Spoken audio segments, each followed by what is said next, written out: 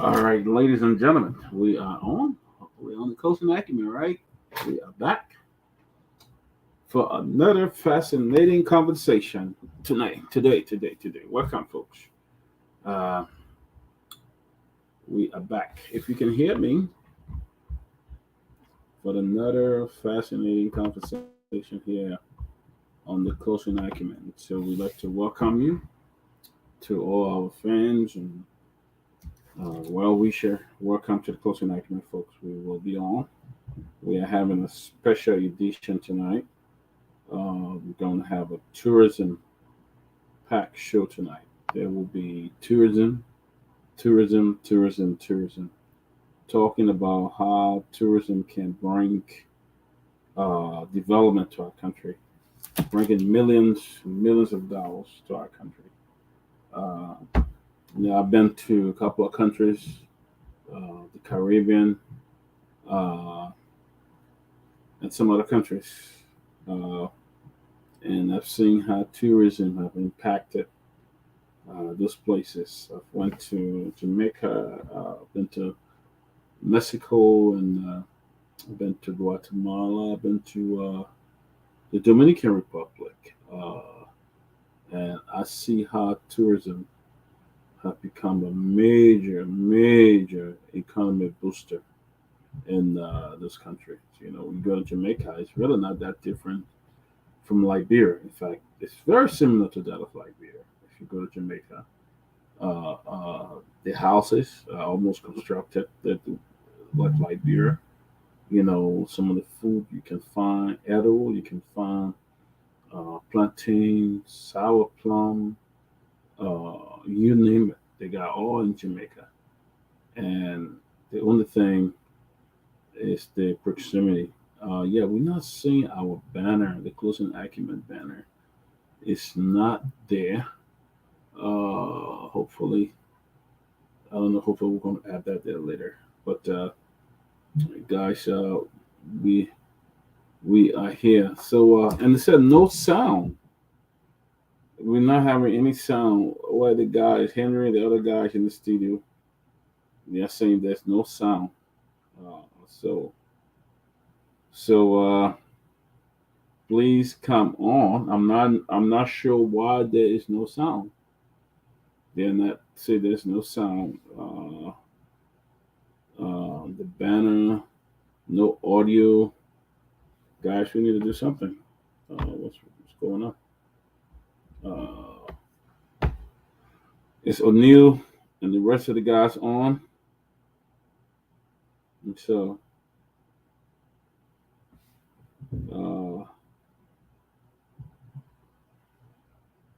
let me see. No sound and our banner. If still there's no sound, please let me know. Uh, uh, uh, please let me know. Seem like something's not right. They're not giving the folks names. It just said we see Stephen Fowler. Welcome from Ghana'sville Chicken Soup Factory. If you're watching, if you can hear me, just right in there. Uh, no audio, Facebook user, no audio. Guys, what's going on? Do I need to? I cannot log off.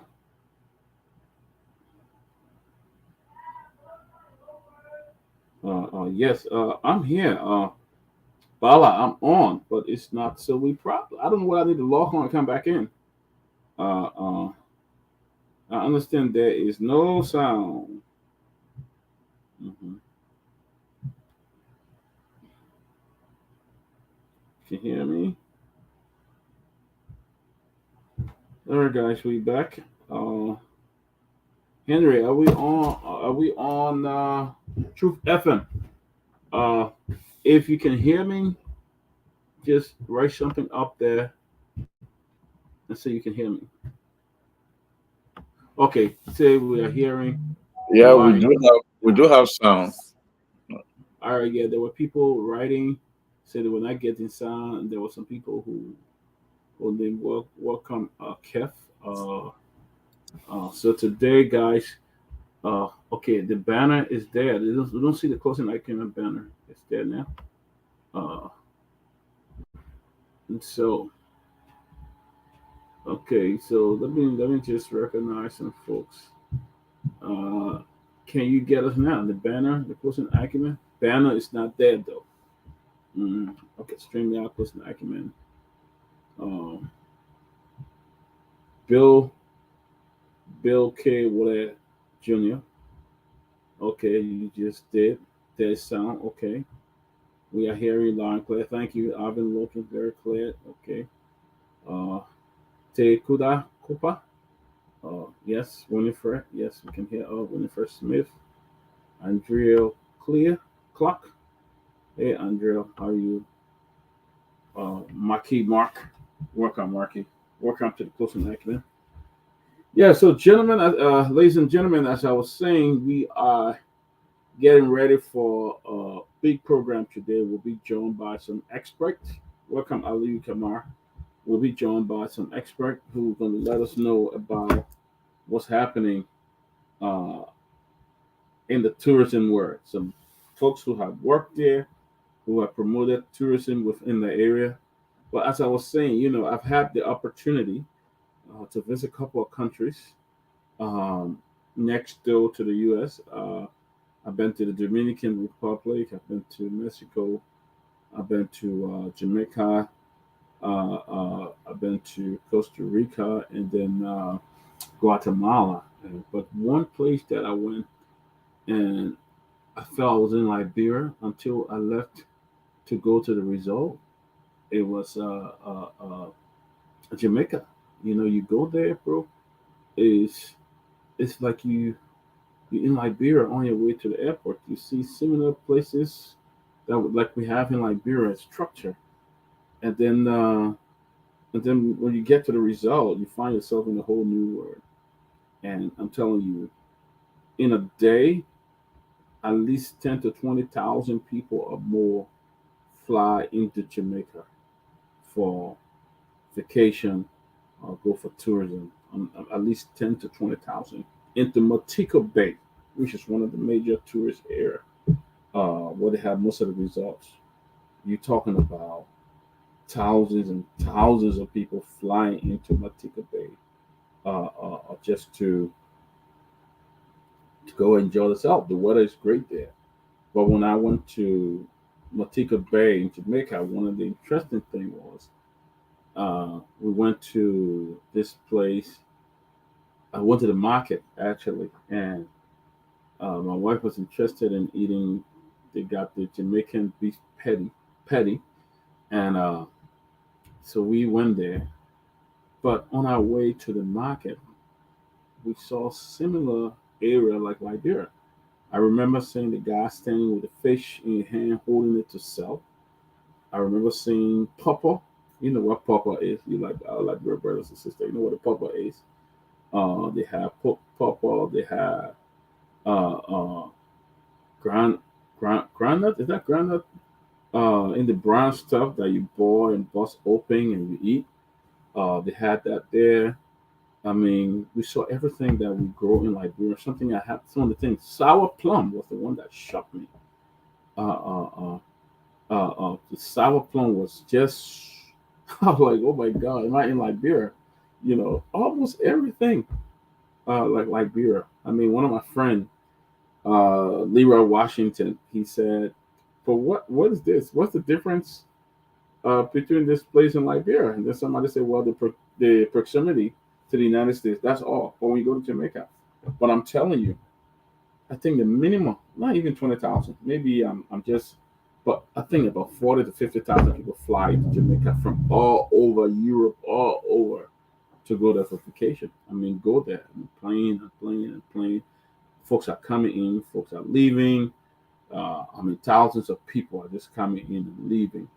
And the tourism industry brings billions of dollars into Jamaica. That's one of the major sources of income there, tourism.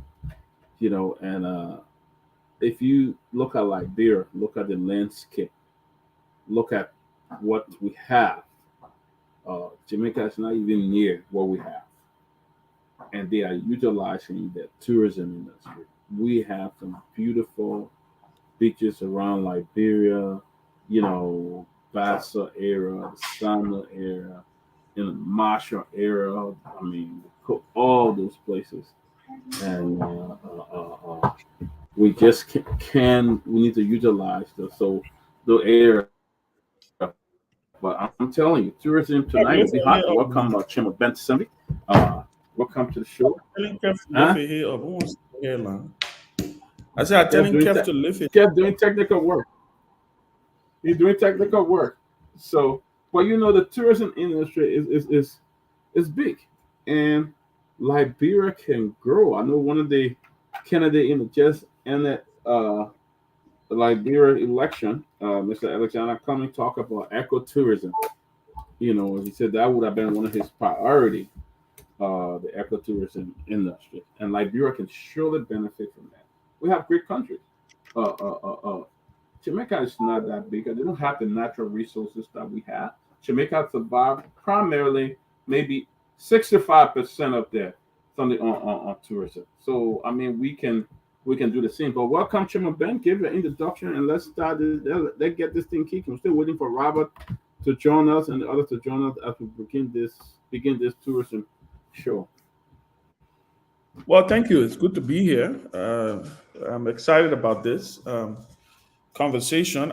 Listen, moving forward, I'm more excited about substantive conversations than the regular noise that we make in our politics.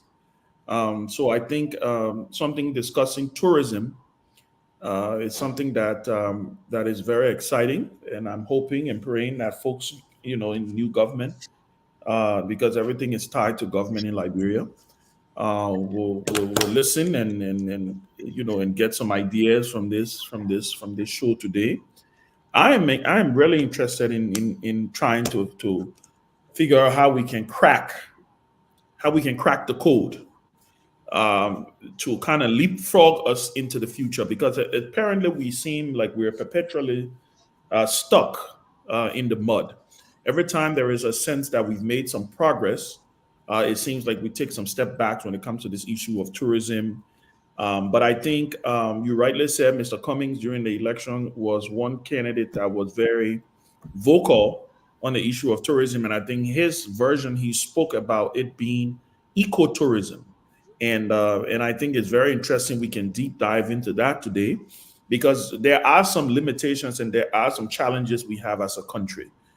We do not have the capacity yet to withstand a huge influx of tourists coming into the country, meaning hotels, the electrical grid that we need, all of the different things, the water, and then most importantly, um, listen, we need to learn customer service in Liberia. We need to learn customer service.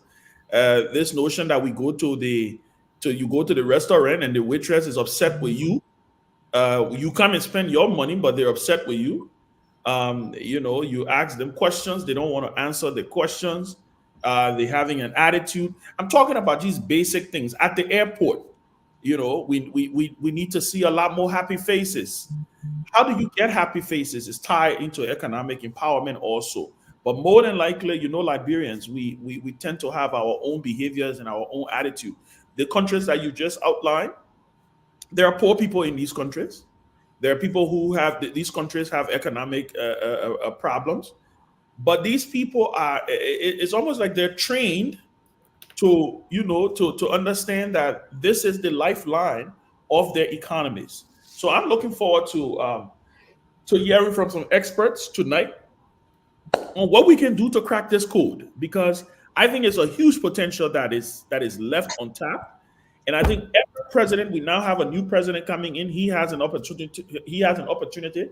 He pretty much has a blank canvas, right, to paint whatever picture he wants to paint, and whichever direction he wants the country to go in. So I'm going to be looking forward to having substantive conversation tonight on this issue of tourism, ecotourism, and most importantly, branding Liberia, because that's something I don't think we know we have. We're not branded yet as a country. Nobody can tell you what Liberia is known. I mean, if you were to ask somebody about Liberia just randomly, what do you know about Liberia? They're gonna tell you 3, 4, 4, 500 different things. At one point in time, we were known for Ebola. At another point in time, we were known for Ellen Bean, the first female president. We were known for George Weah. We were known for Charles Taylor. There has to be an effort on us branding and rebranding our country. If you talk about Gambia, you talk about the smiley coast of West Africa. When you talk about Rwanda, it says it's a land of many hills. We need to find that niche, and this has to be a collective effort. Professionals have to get in the room, put a plan together, and they have to be supported by whoever is in power, the government in place. So I'm looking forward to having some very, very great conversations tonight. I think this is going to be a very fascinating production tonight. So thank you. Chairman Sevi, good to see you, and thank you. Welcome, Honorable Russell. Good to see you, Councilman Russell. Tumlin George and Kev Hassan, welcome. Kev, let's start with you. Give your introduction as we move into this very, very fascinating conversation here tonight. Give your introduction, Kev. Let me say hi to everybody out there. You guys, please share the show out there. Share the show. Your friend will not be my friend. Share the show. All of us should share the show. But let me say this. I for one don't think that Liberia is ready for tourism. I don't think so. We're not ready. We're not there yet. We might have some one or two local area, but we're not there yet. We are not ready. But I think we'll go further and discuss in depth. But I think there's a lot of things need to be done before we will see ourselves, because a lot of people will want to compare us to Ghana, want to compare us to other nations, but they did the hard work. One good thing about Liberia, well, let me just say one good thing. One thing about Liberians, they love to talk about the romantic side of things. We don't talk about the hard work. We want to say, look at Ghana, look at Rwanda, but we're not explaining to the people how they got there. The rough days, the sleepless night, the hard work, the sacrifices. We are not talking about those things, but we're giving our people, oh, we can get there, but how? We can do this, but how? We are not talking about the know-how. What we're talking about, we'll get there, we'll get this, we'll get this, we'll get this. I don't think we're ready yet. We got to teach our people how to get there first before we get there. I just rest for now. Thank you, Kev. Timlin George, we back on the tourism industry. We look at now Liberians are pouring into Ghana for their vacation package, the getaway into Ghana and Gambia. Today we're looking forward. Chime in here, Timothy, on this tourism show today. Well, it's good to be back. Closing Argument. It's good to see all you guys. We are live on Hot FM and True FM. You can tune in, and also on local radio stations throughout the country. So we are live, and a lot of people are will be tuning tonight to listen to the show. If you are interested in this discussion we're having about tourism, and hope we get something out of this. And by way, it's a paid show. This show is being sponsored by those interested in tourism. They sponsor this particular show tonight. They really want to discuss about this tourism. And I believe that Liberia, it depends on the leadership. If perhaps with the change of government, perhaps the new leadership might be interested in tourism if they really want to help the Liberian economy and to see it grow. And I pray and hope that they will take interest in the tourism industry and invest into it too, and encourage people. President Tubman launched the open door policy in Liberia during his administration. So we hope that Liberia will be ready for business and for the industry. I was talking to my daughter today, my oldest child. She's in Cyprus. She's doing hotel management and tourism and a university in Cyprus. And she was telling me that they went on a field trip and the kinds of uh, goodwill they have. A lot of things she said that the good thing about this industry, and she's encouraged. And she said, "Daddy, you won't believe it, but a lot of things that we miss in Liberia. And I hope when she gets to the States, she'll be more open to the industry." Before I end, in Liberia, what I noticed, we go to Liberia, and then when we go to entertainment places or restaurant, we hardly want to tip the people, give them some tip. And I remember I was at a particular place, I won't call the place name, in Liberia, and I gave the person, if the people, the waiters, $5 as a tip. And a guy from America who was there, who on the ground for some time, he said to me, "Georgie, yeah, you really green. Oh. Just come here." I said, "What do you mean by that?" So you go get the whole $5, and mind you, in America, the people got percentage for tip. Example, people out I was somewhere on Sunday, when we had dinner somewhere, and the people put the tip in the bill. They inserted in the bill, and by the time the bill came to my nephew to pay, people they still give money. Okay, he says they no, but then somebody said, but they probably already put the tip in the bill. People say, "Yeah, they just give him, just give." One thing I'll tell you about him, he loves to give people tip though. I'll give him that credit. So he gave extra $10. The person got that lady got almost $30 that day, but that was good, But in Liberia, we go Liberia and won't get the people, then we ask them in Liberian dollars and stuff when we can do it in America. So I hope we can have a better understanding about all of this thing, how customer service, especially when people do their best. And most of the people that work in these restaurants and places, they don't really rely on their salaries. They rely on the tips. This is what makes them carry the day. You go there, people depend on their salary, on their tips. I mean, you and I slept in a hotel in Liberia, and the children will tell you who are the hotels that come to clean our rooms. They tell you that the tip that you guys gave us, that will help us a lot, though. They all really kind of work every day for, not ready to pay. So I hope we all can have the discussion and have a different understanding about how we can extend our country and make our tourism industry better, and then open our country up. We got beautiful places in Liberia, like Cape Mount, Bon County, Basso, Nima. We can do a lot. So we just pray and hope that our new government will try to invest into that area and open the doors for tourism. Well, I'm talking about the tip and all of that. I live on it. I just feel that people work just so valuable. Like they serve you, especially in Liberia. Even if I travel hotels, I will always leave a 10 or 20 bucks on the table for whoever cleaning the room, as a token of appreciation for the work they do.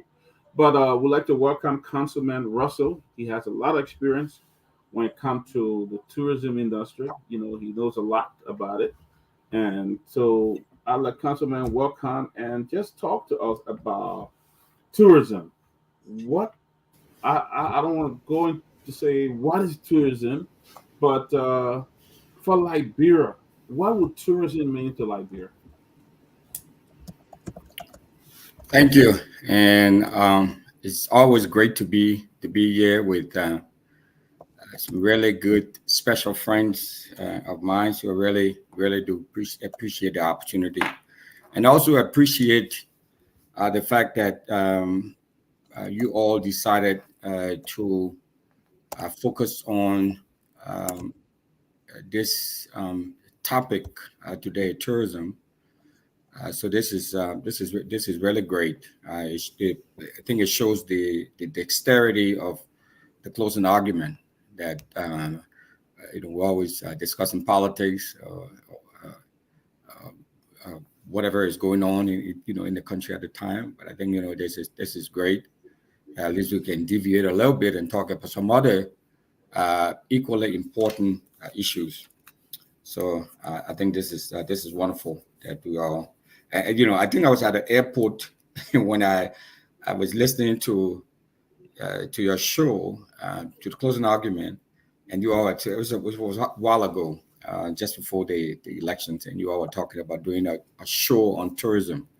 And I said, oh, that's a great idea. So at least you all finally came around to doing that. So um, that's commendable. It is commendable. Um, so I will pick up from a lot of what uh, uh, uh, Benjamin Sanvi said and what Kev Hassan said too as well. There were little there were some things that I think I can embrace from what both of them said, and there's some things that I think have a slightly different perspective.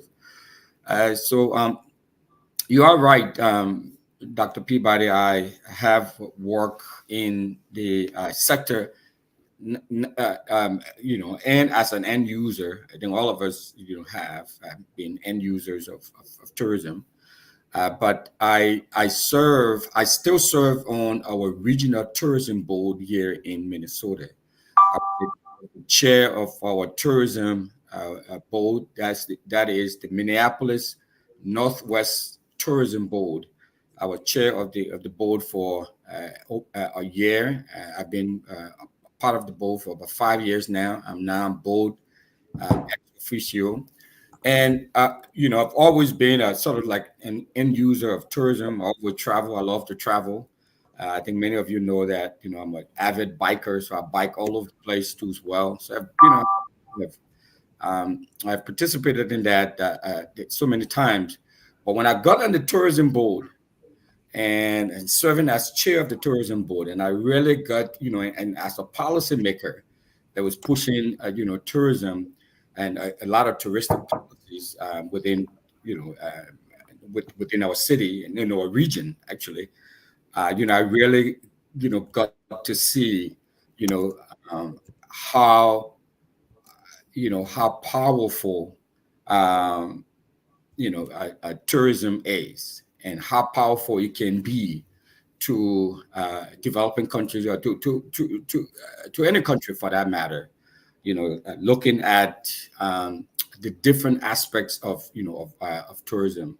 So tourism would be a great help for Liberia. I think we all have talked about it. I think that Kev said when he did his intro, he talked about I don't think we are ready yet. I would disagree a little bit. I understand where he's coming from, where he was coming from, and I appreciate that. Uh, but I won't go that far. But what I do agree with Kev is that yes, you know, I do agree with you that on a number of issues we become very romantic about things. But I like that piece that you talked about. That yes, it is great to talk about. Oh, we need to embrace tourism. We need to do tourism. But are we ready to put in the work? Do we have the political will to do that? It's not right. It's not something. I mean, it's something that we can do, but it's something that we also must do. You know, I think it's imperative that we've been talking about this a long time. I think the Ellen Johnson Sirleaf administration, maybe prior to that, I wasn't really involved then, but at least I've read. A lot of folks have been talking about this. A lot of folks have some ideas and some perspective about tourism. Uh, so I agree with you there, Kev. No doubt that this issue has been romanticized a long time, and we need to get beyond that, and it requires a lot of hard work. And sometimes in some of the things that we do in the country, you can tell us that, maybe it's easier to just come and talk about, oh, how we went to Jamaica, I went to Ghana. It's much easier to do than to actually come and sit and do the hard work. That will require us to be talking about it. And and Ben, I made some really good points too, and Tommy, the importance of this, and that whole mindset, you know, changing our mindset and appreciating tourism, whether it's going into these businesses and eateries, and part of that embracing philosophy has to do with our tipping culture, and how customer service. All the little nuggets, that come together to say, okay, yeah, maybe back to Kev's point, that maybe, yeah, we are ready. I think these people, we are ready for, taking the next step, as far as the importance of tourism, the kind of jobs that tourism would be able to create. When we continue on the conversation, I mean, there are a lot of information, we'll be sharing, and a lot of exchanges we're going to have. And I will share with you all, like, our experience here in this small region, compared to Liberia, and give you some numbers on the amount of money we generate and the amount of jobs we generate from tourism. So I know the prospects that Liberia has a huge opportunity, and if only we can embrace tourism. So looking at the Liberian tourism value chain, we look at all of that. We talk about all of these different things, and if you look all around the world, I mean, the world, tourism represents an increasing market of a lot of these emerging economies, and so I know we will get into the meat of it. So I will stop here, but once again, I appreciate the opportunity to be here and share with you all my thoughts and perspective about why I believe that we need to wholeheartedly embrace tourism, but also be prepared to do the work, to do the hard work.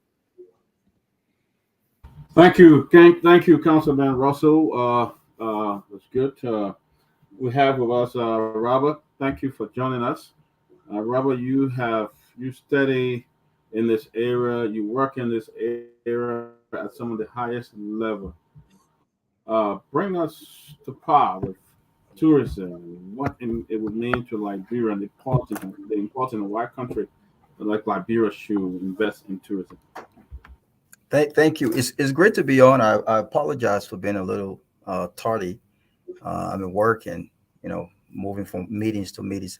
But let me say this. Let me look. I'm a young man, and I'm glad that Mr. Russell is on. I have not worked on any tourism board, but I think that there are parts to tourism that we've got to understand. And once we understand those parts to tourism, then we can make a logical decision as to, based on the challenges that Kev and might be thinking about when he says we are not ready, right? We can look at those challenges and make a decision as to how we start. It's important not to look at tourism from I don't want to use the word myopic, but it's important to look at it holistically and clearly have an understanding of what it entails.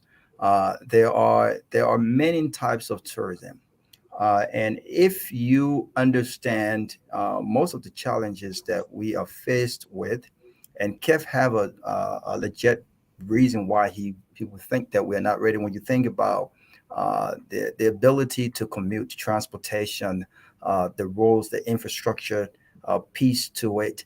And then you mention one of the areas where one of the two parts of tourism where I think we will excel as a starting point, cultural tourism and ecotourism. Then you look at those challenges and say, well, I don't think we are quite there yet. But every country that have got to the point that they are today started from somewhere. And let me just say this: from education, there's a practical piece and there's an academic piece to tourism.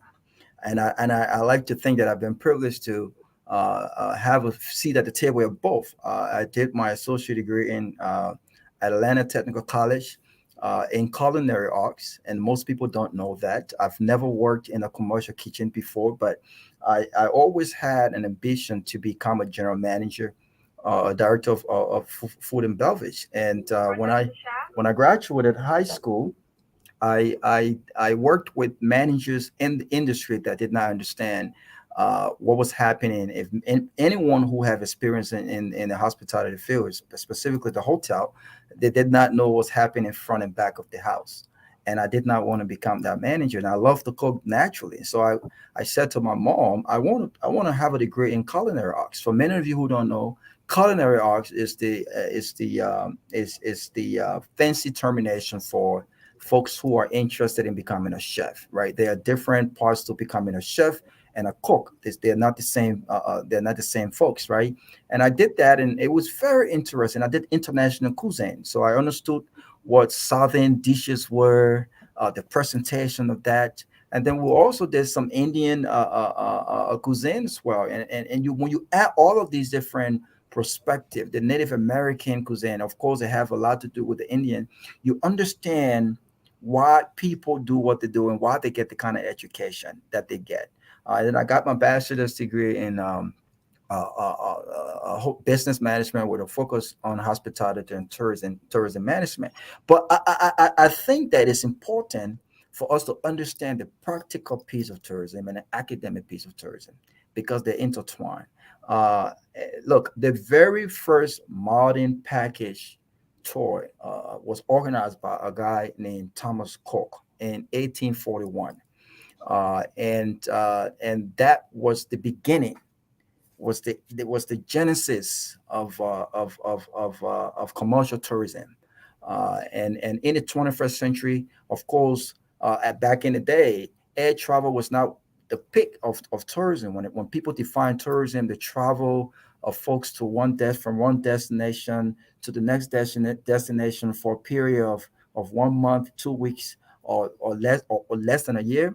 They're talking about the modern outlook of tourism today. People travel by air, right? 1841, those things were not part of tourism, right? And when they started tourism, a lot of the things that we are looking at as a country right now, which question our preparedness for tourism, did not exist. They did not exist, but they started with what they had. They started with what they had. And so I want to re-emphasize the importance of tourism. And you can overemphasize that because the countries that are not Liberia, but that are our neighbors, they've shown that. Look at Ghana. We'll talk about Ghana getting almost 4 billion in revenue, Ben, in tourism, creating thousands of jobs. Look at the Virgin Island. We have some of the best and cleanest water than the Virgin Islands. You don't have to put no chemicals in those waters to purify them. They're natural, right? We have we have the historical backing, right? Uh, um, to do all of these different things, right? But we have got to sit as sensible and logical people and look at tourism. There's a lot of education that needs to be done yet because every time we talk about tourism, we talk about it from a general perspective. And when people talked about whether or not we're ready, it's from a general perspective, Ben. I can tell you right now that we are ready for tourism. If we look at the types of tourism and look at the challenges that we faced and look and see which kind of tourism we can start on. And as we go into these conversations, we'll delve into these more. But I think we're ready for ecotourism. Ecotourism is basically focus on sustainable travel and environmental conservation. It has more to do with visiting natural areas and engaging in activities that have maybe low or no parts to do with the environment. You talk about electricity, you talk about roads. You can start with tourism from an ecotourism without necessarily having those uh, you know big infrastructure that you need. Culture tourism, we can start somewhere, and then we can talk about leisure tourism, right? We can talk about business tourism. Business tourism is indirectly flourishing in our country right now. Look at how many folks that are in Liberia doing business. Look at how many folks that are going to Liberia for business travels. Look at how many folks in December that are going back home for leisure, family vacations, right? What we need to do now is look at these key areas and say, how do we elevate this from just a month thing throughout the a month thing throughout the year to a consistent thing from January to December. And I think if we do that, we have some very intelligent people who have academic education in tourism, and they have practical experience in the area. I've been privileged enough to work for one of the biggest hotel brand in the world. I've been privileged enough to sit on executive tables. I'm currently the F&B operation manager here at the luxurious JW Marriott, and I can tell you, we have what it takes as a people to start looking at sensible ways to create jobs for our people and to generate revenue for our country. 1.7 trillion in 2019, according to the World Tourism Organization.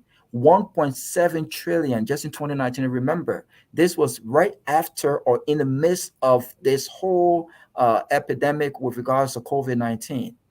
1.7 trillion. That's no small dollars. And so we as a country have what it takes to start somewhere. But if we continue to look at our challenges, all of the things that needs to be addressed, and say we are not ready yet, the question is, when are we ready? Interesting and very interesting. Guys, we will go around and I guess Councilman Russell and Robert is our expert here tonight. So if you guys want to ask specific question, but let me begin, and then we'll go to Chairman Ben, Kev, Tamali, and then the two of them can post it to you guys. Any one of you guys could answer. Where can Liberia begin now? At this point, we've had leadership upon leadership, and nobody saw the need for tourism. Oh, I will go. Why haven't our leader had the vision to come up and say, look, tourism? They travel all over the world. They travel to different countries, but why is it that the past leaders did not have the vision? And where can Liberia start from now when it comes to tourism? Then we'll just go around to then. Robert Lepper, Councilman Russell will talk about that. Well, okay, yeah, where do we start, right? So, like Robert said, we, ecotourism is the way, okay? And I know this is being talked about a lot, and I follow this issue quite a bit in Liberia too as well. And I do know, I don't know, prior to Ellen Johnson Sirleaf, I've not read much, but I know during the Ellen Johnson Sirleaf administration, the legislature passed a bill to establish some Liberia Tourism Authority or something like that, to extract tourism from, bureaucratically, to extract tourism from the Ministry of Information, Cultural Affairs, and Tourism. I think I just wrote something a couple of days ago, published on, on social media, talking about why I think we need to have the Ministry of Tourism, Cultural Affairs, and Wildlife, or something like that. I coined it. But that bill is there. So where do we start? Is for this 55th legislature, the Congress that is coming in, the new one, is to implement that law that has been passed a long time ago, to establish the Tourism Bureau or Tourism Commission, to get it out of the Ministry of Information. I said this is one of the places we can start. So bureaucratically, we need to pay attention to that. That law needs to be implemented. It's already been passed. I think the WE administration did some work done it. I think it was first initiated by the Ellen Johnson Sirleaf administration. The WE administration has done some work, with that. I think it is incumbent upon the Boycott administration to now take that and implement it and run with it.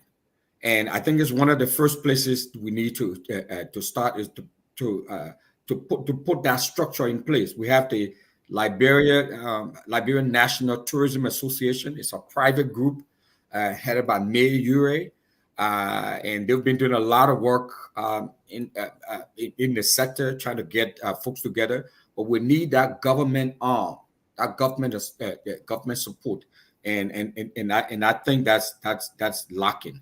And then we can go now and identify, like Robert just lay out all of the different areas, subcategories and sub areas of tourism that we can focus on. Because the truth is, we're not looking for the tourists who are going to the Bahamas. We are not trying to, and we should not be trying to attract the tourists who are going to Vegas or New York or London.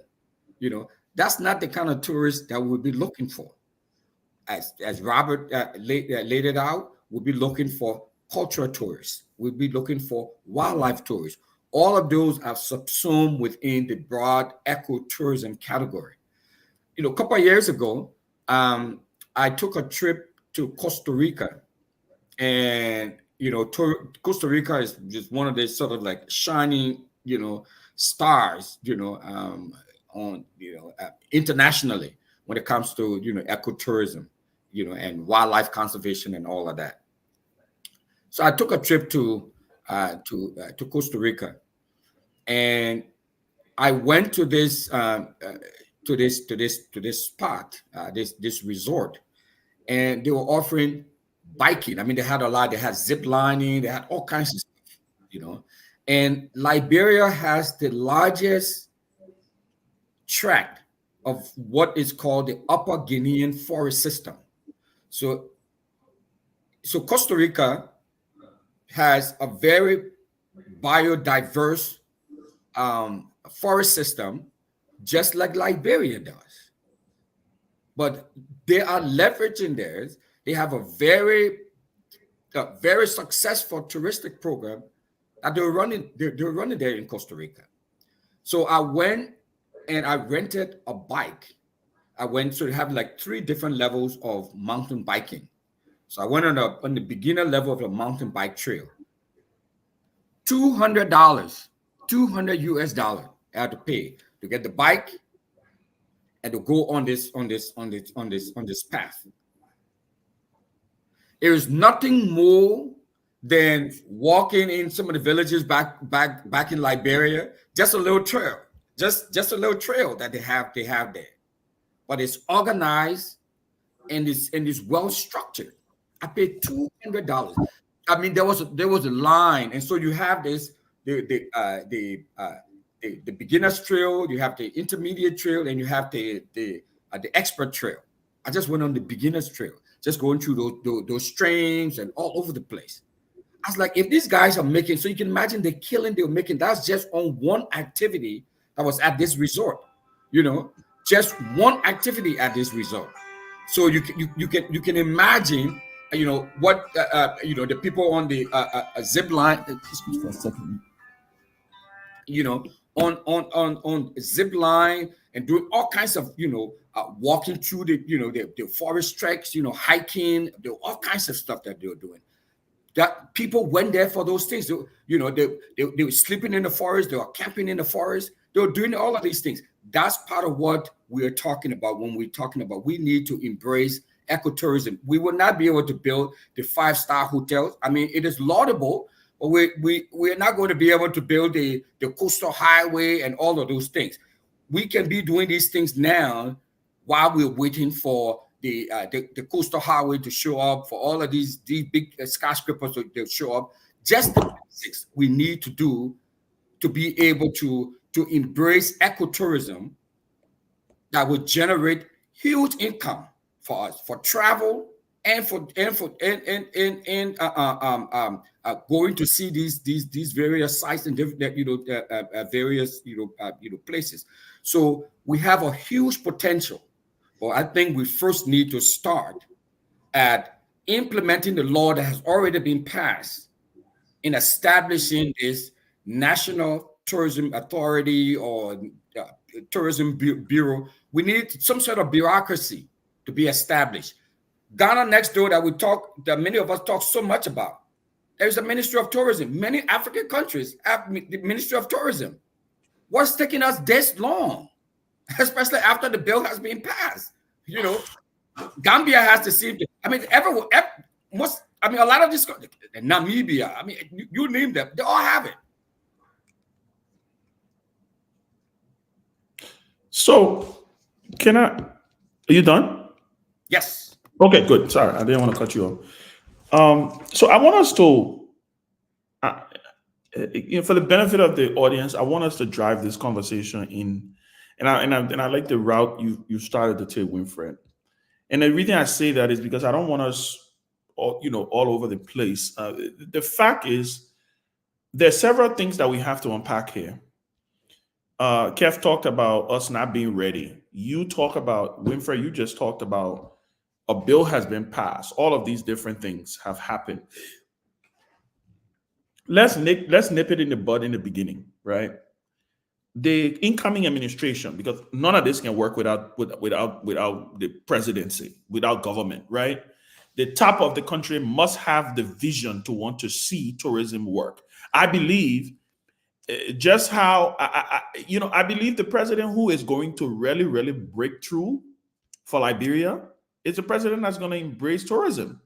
I firmly believe that because I think we're always looking, the time we waste trying to figure out how we're going to get an extended credit facility from the IMF, how we're going to come to Washington, D.C. to take 1,000 pictures, all of the different things that we spend our time on, right? And as a society that we cheer on, because it's like, okay, everybody cheer on the CDC government did it, the Unity Party incoming government is doing it, and everybody cheering their wing. Like I always like to say, sometimes Liberia reminds me of a big old timer game, right? Everybody cheering their wing, everybody holding their ground.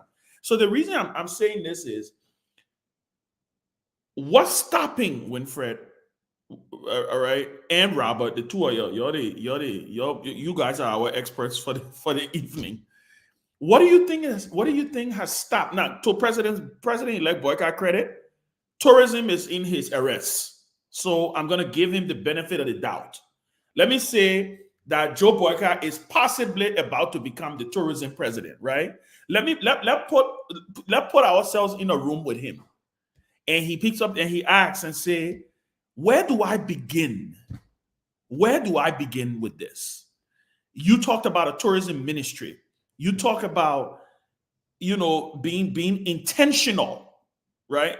And I think that's the word, intentional. The president, the government have to be intentional about this. The president has to wake up in the morning. He get his national security briefing, right? He has to ask for a tourism update. What have you guys done so far to be able to move the needle in us getting Liberia to where we want to see us with this ecotourism thing? So I'm asking you, Winfred, because Robert is going to be back. I'm asking you, what is President Boyka going to need to do on day one for us to know, for you, Winfred, to see that, you know what, this may be the tourism president that Liberia has been looking for? Any one of you can take it. Look, look, Ben. I think that I think that just based off the conversations that I've held, but I think that this has become more political than it should. Simple as that. Because the conversations that we've held, Ben, and I want the country to listen to this, and I think we have to be honest in our conversations. I like to think that I'm a diplomat and I understand the language, but at some point we've got to be honest. Conversations that will be held behind closed doors. We can't bring all of those in, but we have to be honest with ourselves, Ben.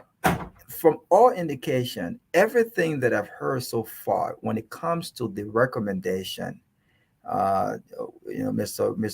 Russell talked about the law. that is currently in Congress to sign into law the tourism authority. The question is why our lawmakers have not done that. The other question here is, Ben, why is it that the government have not actually led this fight? And and I'm talking about both the alien-led government and the current administration. Let me tell you something, Ben Sanvi. Asked about former President Jerry Rawlings of Ghana. He is in the history of Ghana to have led or pioneered heritage tourism in Ghana. And I promise you, for a lot of Liberians, they don't understand what heritage tourism means. You know, they started somewhere, but you know what? He, as the leader, he was a pioneer for that. This was something close to his heart. He understood the importance of the formation of the Ghana tourism authority, and he pushed the idea of heritage tourism. Which one of our presidents have actually pushed any ideas when it comes to any form of tourism as a starting point in our country? One of the things that we have said is that, one, if you must have a Ministry of Tourism, which I think is paramount, you must get rid of, you must first decide which is most important. Ben, we cannot discuss tourism and put tourism as second feeder to the Ministry of Information.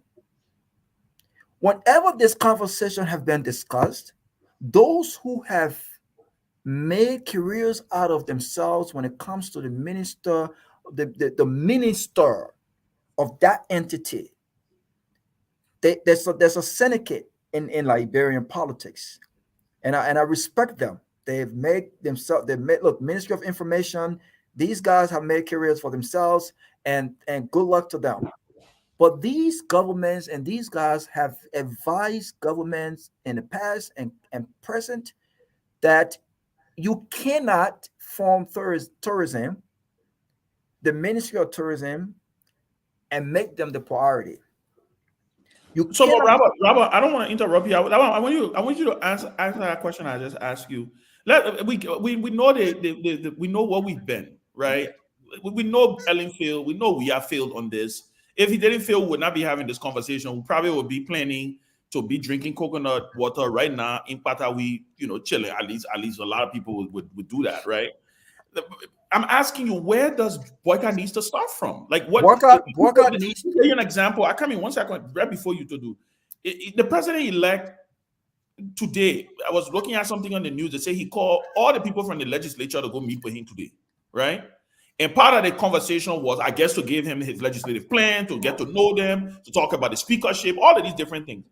Do you think a part of that conversation included tourism today? Do you think when he was giving his legislative agenda, when he was saying, this is the plan that I have for the country, gentlemen, what I want to do, I know it's a part of arrest. By the way, it's the last T in arrest, right? So it's the last letter in the, in the word, right? Do you think he should he be? Is that what he should be doing today? Of course. Should he be saying, listen, as much as I want y'all to do this, I want that, I want this, I want that, I want a budget, I need this. I need a plan on tourism. Should he announce a task force on tourism? Should he mandate them and say, get back to me in 30 days with a clear, comprehensive plan? I am serious about this. I'm going to break this cycle. This is what I need to do. And if y'all don't do it, by the way, you're fired. Is that the kind of fire we need to see from him? Then we know that he's serious, and then we can start to see some movement. Yeah, but Ben, I made that point to say that in order for us to get that fire burning, it has got the buck start and ends with the leader. That's the point I was making. The Ghana Tourism Authority was established in 1960 as Ghana Tourist Board.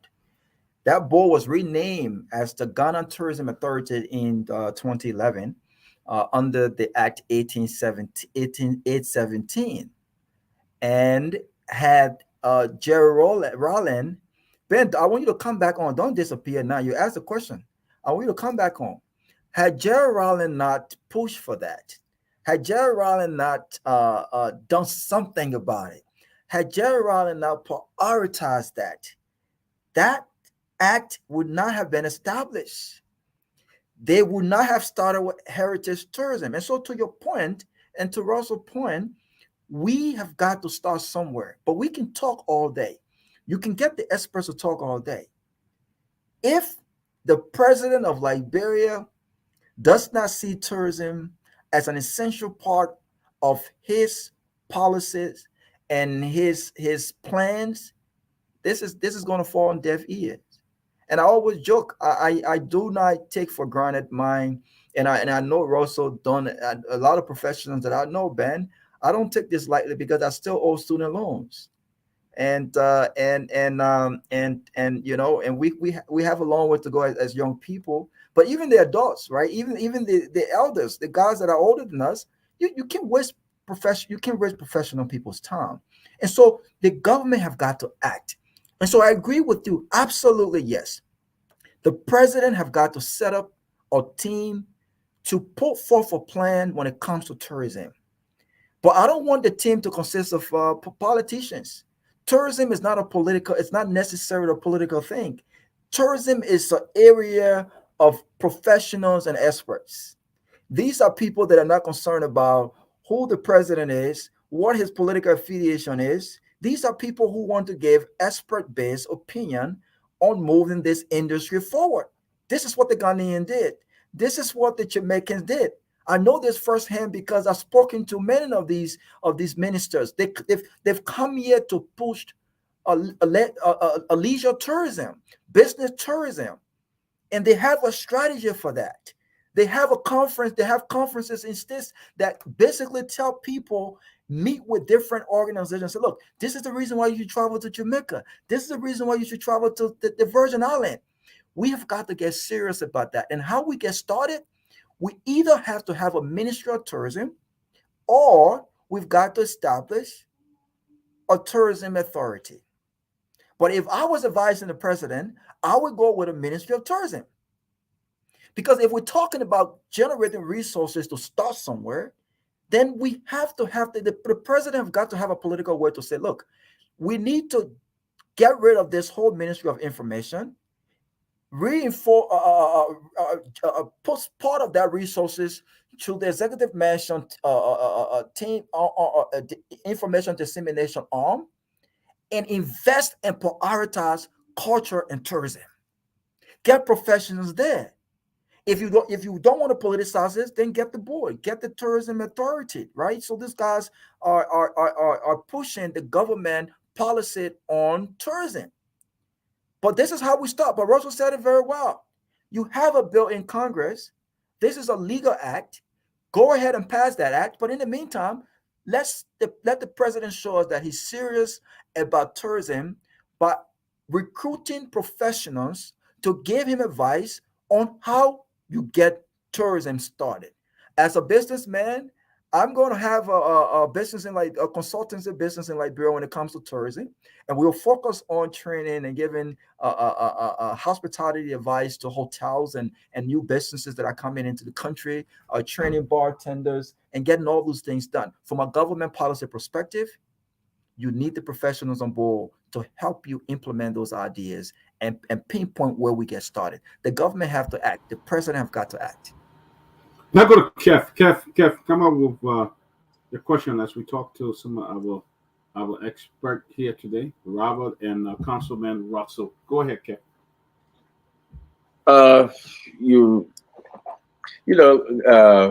Guys, I'm listening to you guys, and I will say it again. We're saying all the good stuff, but I'll repeat, we're not there yet. One of the biggest issue we should tackle is security. It's security. We're talking about all the other good stuff, but security. I guess the Dr. Peabody, you travel to Jamaica. I know where you went. They have security. Security. And we also saying, the government. But let's look at a place like the PHP Park, right? You go right there in Maryland, you get Ocean City, and Maryland, USA. Now you have Ocean City. You see the boardwalk. You see this similar, even better what we have at the PHP Park. You have places there that you can actually develop. It left with the people. Other thing, we are not tackling the minds of the people. How the people see it. How can Robert go and spend his money and say, you know what, I'm going to go in Bombay. I'm going to go to that Blue Lake and I will use my own money and do something. I will need the government for security. I will ask for security. Government need to provide security. Roads, electricity, good running water, a lot of things. You know, we sometimes Liberians say, look at Rwanda. Since the 90s, after the war, they start to build that country. They build that country. It's now they are reaping the benefits. You look at on Arsenal jersey, visit Rwanda, Arsenal team. Look on the jersey, visit Rwanda. But it started since the 90s. You know what you know what interests the Liberian people the most? The politics, the lies, the this. And sometimes the way we play the politics scare people to even go and invest in Liberia. You see somebody will come up and say, they're killing people every day. Think about it, guys. What businessman will want to go and invest in our country for people to go and visit Liberia? Well, every day, because in the name of politics, they will come out and say they're killing X, Y, and Z. Safety is number one for anybody to go there. People want to go to Pataway, you need security. That's it. And if you are now Liberian, you and your family, your two children, your wife, say, okay, let's go. You look at Liberia, you wake up and say, let me look at Liberia. You see somebody say, somebody will die in the hospital on natural causes. They say, oh, that government is killing these people. You think I want to go there? No. So we have to change that mindset of promoting Liberia. And second, and some of you will need to talk about a good medical facility.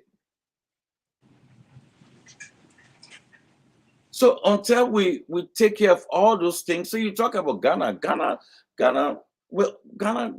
they get all these things in place. Well, Ghana, we're going through the Great Depression. Folks were not going there. Matter of fact, Ghanaians were leaving. Liberia was a safe haven for Ghanaians back in the days. Most of our teachers were Ghanaians. But they went through the tough time. Jerry Rawlings put them through the tough time. When Liberians ready to go through the tough time to build that country in order. So everything you're saying, Robert, you're saying the good stuff. You're just putting the sweet talk on it. Yeah, we can do this. Yes, you can do this. But how? The individual, Liberian themselves. You can go Jamaica now. Some of the area you going there is not for the government. Some of the resort that you're going to live in, some of the nice and beautiful area, not for the government. Jamaica is a poor country. It's a poor country. But a little island They make it in a way that the whole world wants to go there. Let me rest with this. Look at, and I talk about the PHP pack. Liberians are condemning it instead of looking at it and say, how can we develop this? How can we carry our business to this place and develop that area? You look at some of the areas that the government trying, they condemning those things in the name of politics, tearing down your country in the name of politics. Then you want to build terrorism? It doesn't work that way, my brother. We are not ready. We are not ready yet. Dr. Peabody, just for the purpose of education, let me just say that before the other guys come in, just quickly, let's look at the Dominican Republic and Jamaica. Dominican Republic and Jamaica, and anyone who have extensively traveled to those places and who have the facts, let me just say this. Jamaica and the Dominican Republic do not have, they have not passed a test for medical tourism. I want to be clear, Kev. There are components of these things. They have not passed the test quite yet when it comes to medical tourism. That means there are concerns with regards with tourists who may have medical issues that are afraid to go to Jamaica for vacations or whatever because they don't have the medical facilities or the quality that are required, as opposed to in places like Chicago, where you may have concerns about security, but they've passed the other tests, right? You talked about PHP Park, right? The condemnation of that. We don't need politicians talking about tourism because you politicize it when it shouldn't be politicized, right? You need experts to talk about tourism and to really give cohesive and holistic perspective on how we move forward. But if I was advising the president about the PHP Park, and we've just talked about two types of tourism that can excel, ecotourism and cultural tourism, then I would have suggested that if you had an expert opinion on how do we start, right? You have the unification square. The unification square falls in cultural tourism because it involves and it includes the visitation of museums. It's happening in Ghana, right, and other areas, and it's happening in Vietnam. People are paying. I've paid $75 for a full academic educational tour at the Cape Coast Museum, for instance, just for an hour and a half. And so we've got to be logical. We can't just do things because we want to do things. We can't just do things because it looks good. We have to do things with the right expert advice to benefit by large the population. The park is not a bad idea. The park is not a bad idea. But when we are talking about tourism and how we start, there are many ways we can make money, and we can do things by identifying what works for us. The people will not go to Liberia for medical tourism. People will not go to Liberia for business tourism. We don't have the conferences, we don't have the halls for big conferences and things like that, right? But people will go to Liberia for ecotourism. We can start there. People will go to Liberia for cultural tourism. We can start there. We know what these things entails. People will probably go to Liberia for leisure tourism, relaxation, entertainment, recreational, sightseeing. We don't have the high sky buildings, but we have things to get started. The question is, does our political leaders have the political will to get us started? That's the question. Simple. Thank you. Thank you. Well, ladies and gentlemen, we are joined by Miss Bernice Muluba and Professor Larry Kennedy. Bernice, welcome. Professor Kennedy, welcome. We just I understand that you have a lot of interest when it comes to tourism from in Liberia. I think you have the Sea Cladded Liberia, some kind of group you have. See Liberia clearly. Sea Liberia Cladded. Okay, okay. So welcome, Bernice. So I see you've been sitting patiently. So I think you're ready to come now and share with us. What do you think about this whole tourism when it comes to Liberia? Thank you for having me. So like Robert was saying earlier, there's many aspects of tourism. For me, as you mentioned, I'm interested in culture. So I'm gonna focus on, the culture aspect of it. I'm gonna just give a brief history and try to make it real quick how I got interested. Um, I have an associate in culinary, an associate in communication, a bachelor's in international relations, and I'm this summer going to be getting my master's in leadership. Which none of that is really entertainment. Maybe the communication one is, but I write. I'm a writer also. I have a couple of books on Amazon, and I'm also a retired Marine.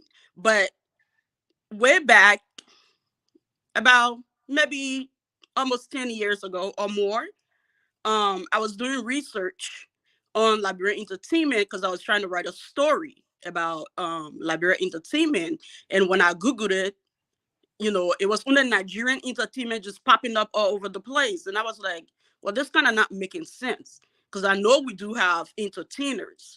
So I realized, well, there's a need for that.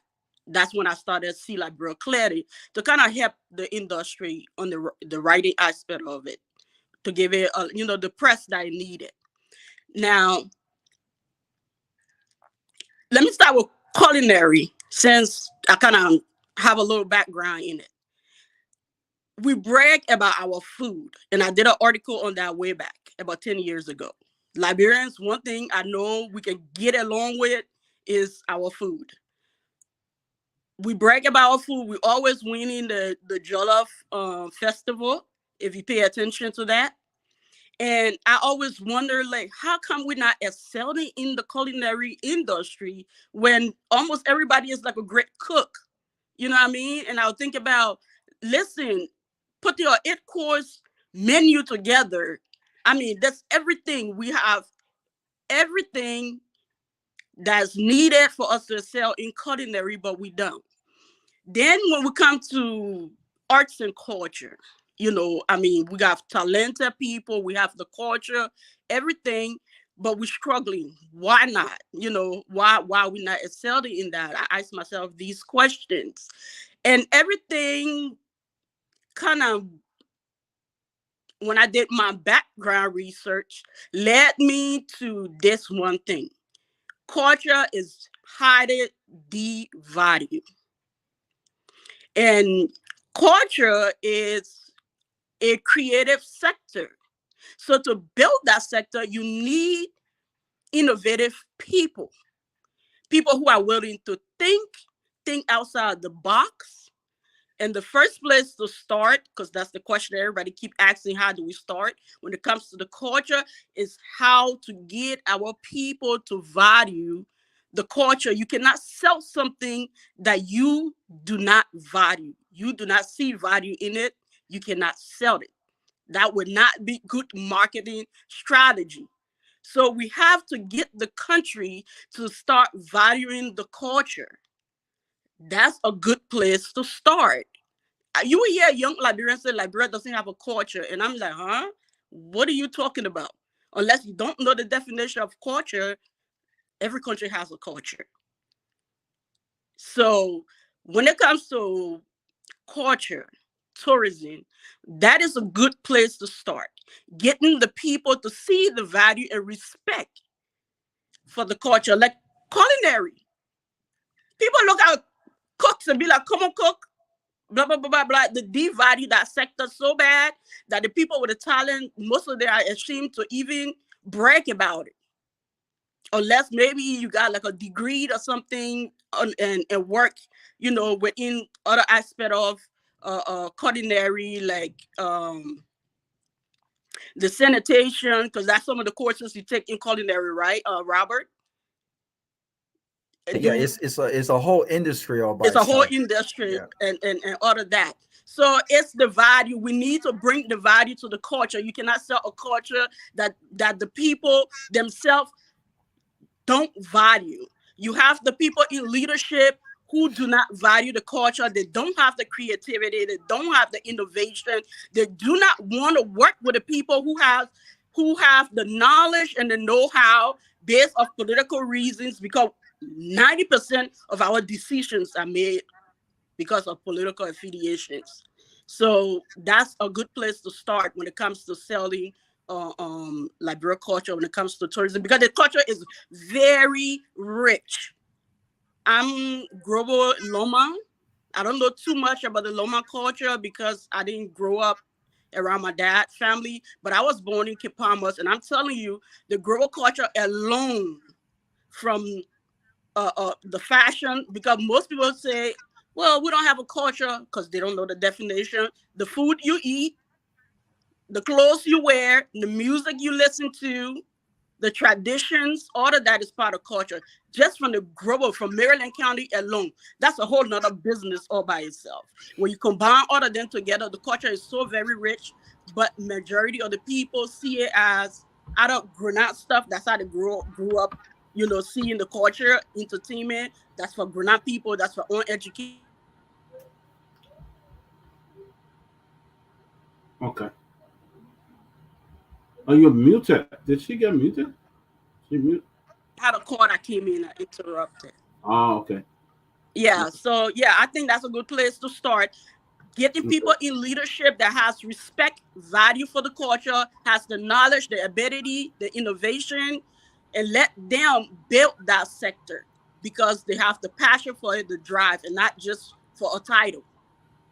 Thank you. You come with a lot of experience, culinary arts, serve in the U.S. Marine. Thank you for the service, by the way.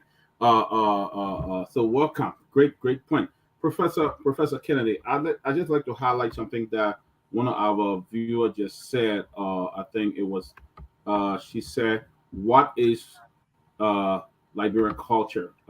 Professor Kennedy, you just coming. I think you do have a lot of experience when it comes to tourism, knowing from the economic side and all of that. What would you say about this whole tourism thing for Liberia? Hey, thanks for the invite. Always a pleasure to be here with you guys, and first time getting to interact with Madam Molubai. And I love the fact that she has that Marine background. You have to give a lot of respect to people who go through that basic training, because a lot of us who sit here and eat pamoda every day, we cannot pass that kind of training. So I tip my hat off to, to her. So, and I like the fact that she does have an extensive background in this whole sector. To Robert's point, when he mentioned Dominican Republic and Jamaica, Robert makes a salient point. He makes a solid point, because I think the point that Robert makes sort of counter what Kev was saying in terms of security. Because if you check the State Department's website, you will come to realize that Dominican Republic and Liberia, they have the same ratings. They are the level 2 in terms of security. So if people can flock over to Dominican Republic for tourism, and security doesn't seem to be an issue, I don't see any reason why they cannot come to Liberia that has the same security level. But I think, Kev, to a greater extent, you are kind of looking at it from a glass half empty scenario, right? As opposed to the opportunity that exists in terms of the glass is half full, let's get it up to the top. We need tourism because 1 out of every job out there in the entire world, this is according to the World Tourism Council, is in the tourism sector. For places like Liberia, where you don't have a lot of technical skills, because countries like China, the Philippines, Singapore, all those countries, they're heavily invested in information. They're selling pretty much like information economy, right? They're making money. They're growing the economy based on investments in education and in information technology. We don't have that in Liberia. So things like construction, where we have manpower, woman power, that's the kind of sector we need to be in. Tourism, based on Liberia's location and all of those things that we have, the waterfalls, the rainforest, that is an attraction. That is very attractive for a lot of people who are interested in tourism in that sector. Ecotourism, like people have been talking about. We need it. We need it. And here's the sad part, right? Back to Chairman Sanvy's point in terms of people being called over to the news stories that people being called over to the president-elect place, the legislator. And Ben Sandy mentioned, are they discussing tourism? But here's the thing. There's a full-blown plan that completely written, fully financed by an international agency that lay out a step-by-step roadmap for Liberia tourism. This was something I have been sharing a long time. I have a copy of it. Perfect. So it exists. So what has stopped us from doing it? The will. Ah, Well, we now talked you're to, getting we down said to it. the nitty gritty. It goes Can I back get to a what, copy of it? yeah, it goes back to what Madam Molubai just mentioned. We don't bring in the so-called experts to come and implement. We kind of hire people and put them in places based on party affiliation, based on family. This is what Acemoglu and Robinson discuss extensively in their book, Why Nations Fail. Because if you go ahead and you bring people who are experts in tourism, people like what Kev mentioned, when you see Arsenal or some of those EPL teams play, they have Visit Rwanda. That is specific strategy to bring tourism over to your place. You have to let people. Have you ever seen a commercial Visit Liberia? I mean, a commercial on a world stage. But Kev, why I didn't do that? Why the CDC government didn't do that? Why the previous government didn't do that? If anybody should have Visit Liberia on a jersey, it should be Liberia on a jersey. Thank you. It was a great opportunity to advertise and showcase Liberia because remember, Ben, when the late Anthony Bourdain visited Liberia, remember that? That brought huge notoriety. Yeah, exactly. People was like, "Whoa, Anthony Bourdain in Liberia." That was an extremely popular program, and a lot of people are interested in visiting Liberia. You have a few influencers out there that are visiting places like Ghana. There's this guy named, oh my God, he is extremely popular. I follow him constantly on YouTube. He has millions of followers. The man is dressed up with an African gown, sitting down eating dokun. I'm like, what? Yeah. Those are the kind of things that would attract people that will be interested in seeing that. But the plan, like what Brother Russell just mentioned, the plan is out there. It's just a matter of what it comes down to, implementation. But you know what? We need it. You don't have a lot of highly technical, computer savvy young people in the country to be programmers and computer engineers. You need tourism. And if you're just coming now to the table and saying, "Oh, we need a tourism plan," you're already late. Yeah. You should have had your tourism plan before you started campaigning. Okay. You know, if you're coming right, forget about it. Like they say in New York, forget about it, right? Okay, but you just said, Larry, that there's a plan, right? You just said there is a plan. And I shared it. I shared that plan multiple times. Honestly, I didn't even know there was a plan. Yeah, I mean, actually, there's not just one plan. There have been several plans and a lot of work done in this sector. There is the USAID funded a project that took some experts to Liberia, to the Forestry Development Authority, and went to Sapo National Park. They lay out. I mean, I have a copy of that plan to a beautiful tourism. How we can, encourage, tourism. Looking at tourism as a growth in the industry, as it's a job creator, and all of that. So there are several plans out there, Ben. But like Larry was saying, I mean, there have been a lot of missed opportunities. So we can talk Winfred, about. Winfred, I'm sorry, and I want to ask a question. Sorry, Peabody. Let me. I just want to ask this question. Again, I feel like we're running. I'm trying to get us to get to a point where do we?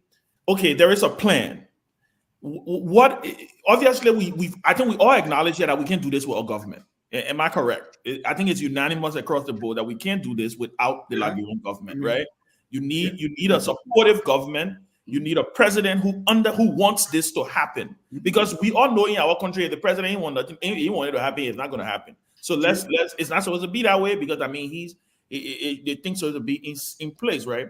My question has to go with the fact that do we need maybe some knowledge, some exchange of knowledge from other countries who have done this? Do we have the requisite expertise, whether in the diaspora of Liberians or locally at home? These are the questions that I'm asking, because I'm trying to figure out, where do we begin? If this plan is already in place, do we have the human capital to be able to implement this plan?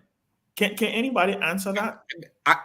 I mean, I would take a stab at it, but I think we do. Okay. A couple of years ago, just a few years ago, the World Tourism Council, as a part of the UN, they had a conference in Ghana for Mhm. women in tourism, right? That information came to, well, I got access, access to that information, serving on my, as chair of my tourism board here. And I was like, oh, you know what, this would be good for Liberia. I reached out to the ministry, couldn't find anybody. So I reached out to the Liberian National Tourism Association, LNTA is called. They were there, they were functional, they meet regularly. There's a grouping. You have experts there, Lisa Antoine from Libasa, she's on there. Mayor Yuri is the president. Ami Modad is part of it. I mean, so there is a functional group of touristic experts, and they have been operating and in motion for a long time. So I recommended, I didn't know these folks, you met them, I recommended folks from the Liberian National Tourism Association to that conference. And I have the pictures and all of that. You call Mayor Yuri, ask her. Mayor Yuri and Lisa Antoine went to Ghana to represent Liberia because there was nobody in the government sector, who were interested or even wanted to go. And they went to that conference in Ghana, United Nations conference. And they wrote and they came back, with a lot of information, a lot of connections and all of that. So to answer your question, yes, it is there. But again, like you said and others have said, is the lack of political will. So how do we get these folks to get motivated and encourage about tourism? We've dropped the ball so many times. Lonely Planet. How many of you know about the publication called Lonely Planet? Yeah, I know Lonely Planet. Yeah. Okay. Lonely Planet. I have the article as well. I mean, it's out there. You can Google it. Lonely Planet is a major tourism. Did they say something about Liberia? Organization. They listed Liberia as one of the top 10 countries to visit in the world. Do you know that? Okay. Liberia is listed in there as why? It's because of part of what Robert has been talking about.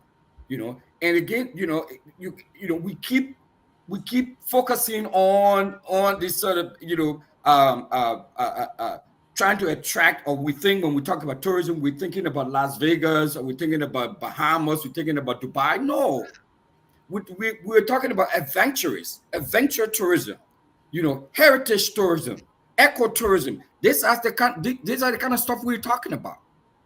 Those folks listed Liberia, to the surprise of many around the world. They went and did the research and mentioned Liberia as one of the top 10. It was either 2021 or 2022 that came up with that publication, somewhere around there. Wow. The top 10 countries to visit. They talk about the surfing, surfing tourism in Robertsport. So it's there. I think we have a lot of local experts in the diaspora and on the ground that can make this happen. But we cannot do this without the government. The FDA has been promoting Sapo National Park, one of the few national parks in the country, for years.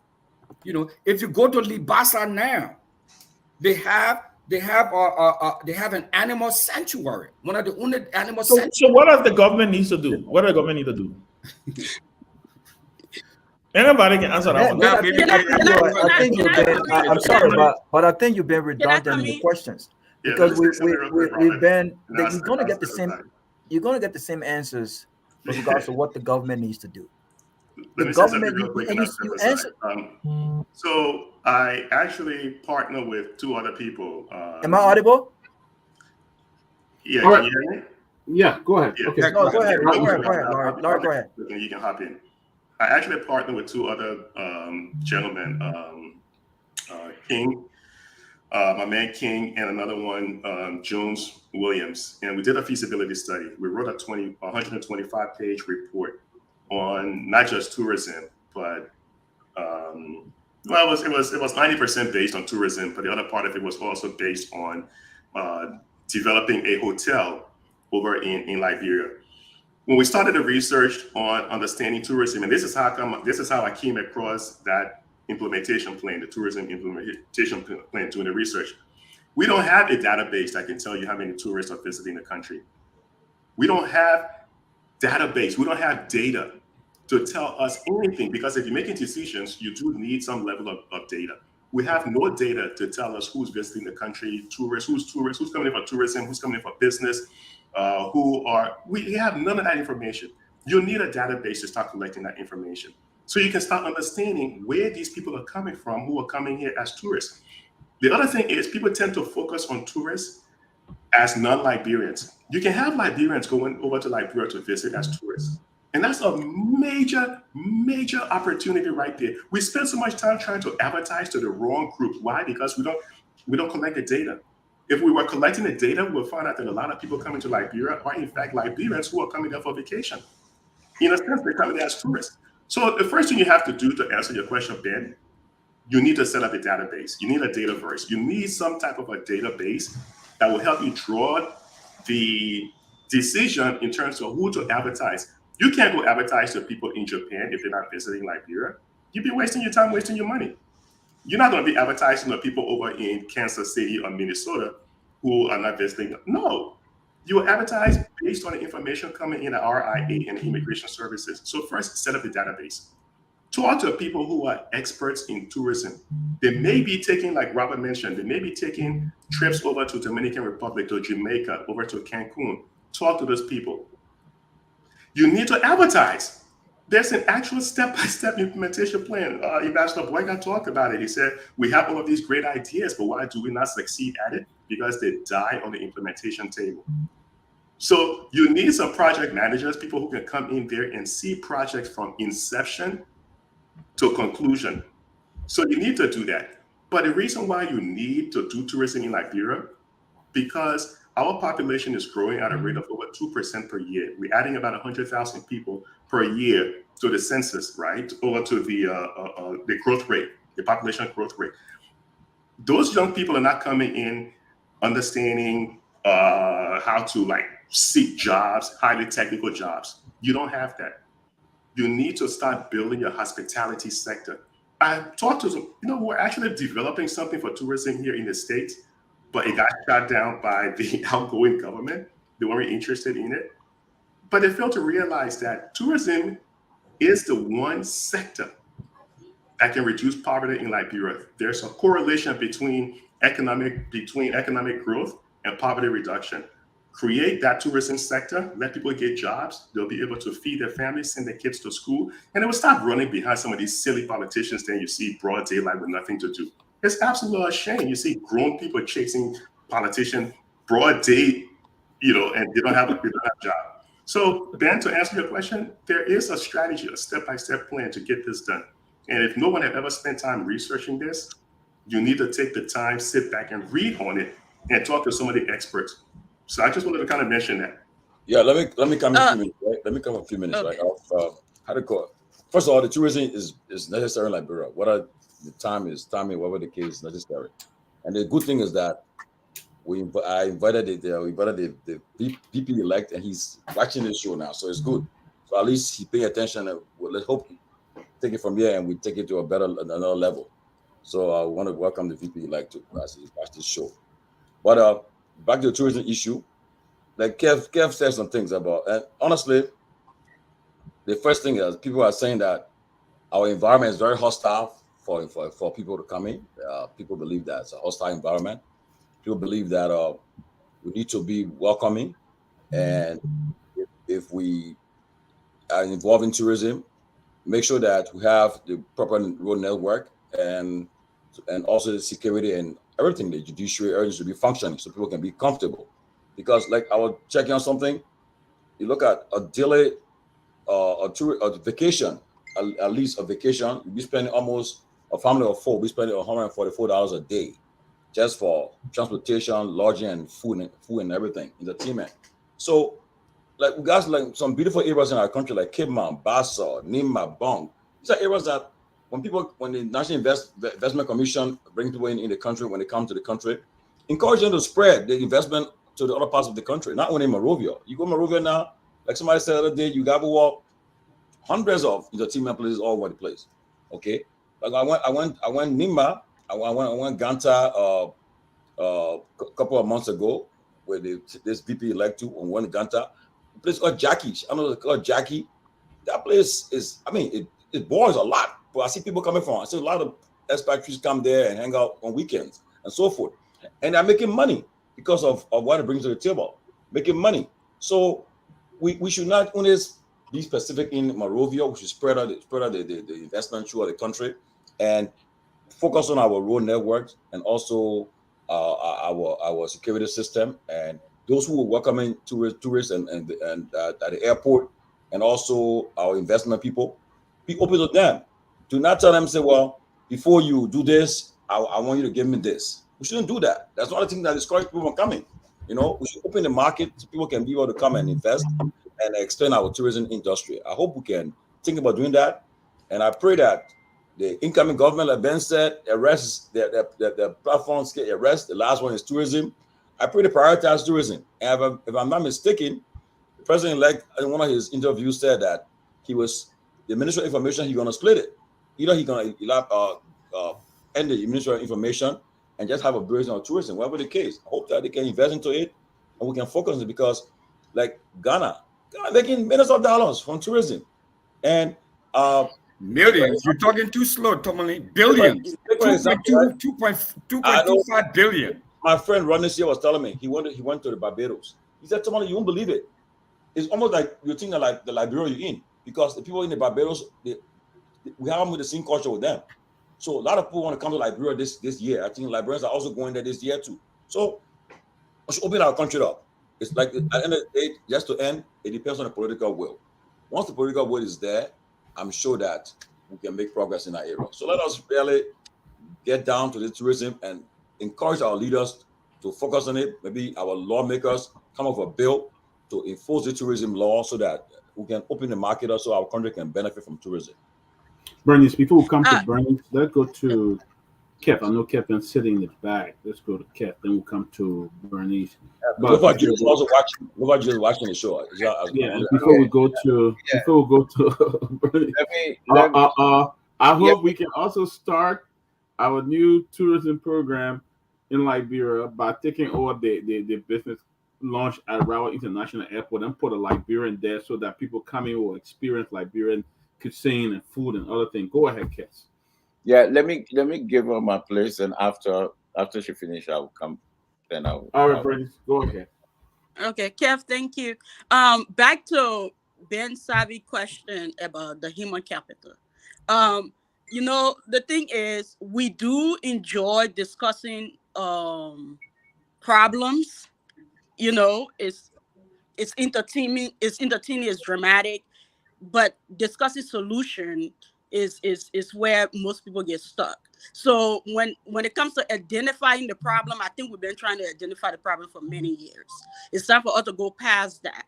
And as far as we having the human capital, we do a whole lot, like Mr. Russell said. And I'm gonna give you a quick example.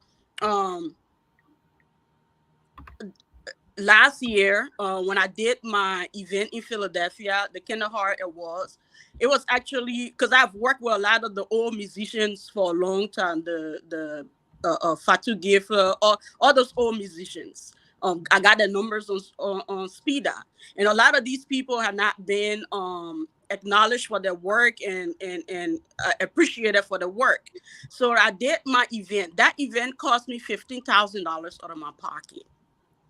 Thanks to those who donated, but it cost me a total of $15,000. We displayed the culture. I mean, it was beautiful. We were honoring Mr. Naplet. Okay, now that gentleman has been working in arts and culture since the 80s, right? Having been acknowledged, not acknowledged, but awarded and appreciated for his work. But are you aware that he is one of those who actually make the costumes for the Lion King in Disney? The guy that actually designed the costumes for them is a Liberian. We have a lot of Liberians who are very experienced in this field, available and willing to work. It's just implementation is it. Another example I'm going to give you, the city mayor of Pinsville. I forgot her name. I don't know if she's still a city mayor, but Ben Bashatilla. yes.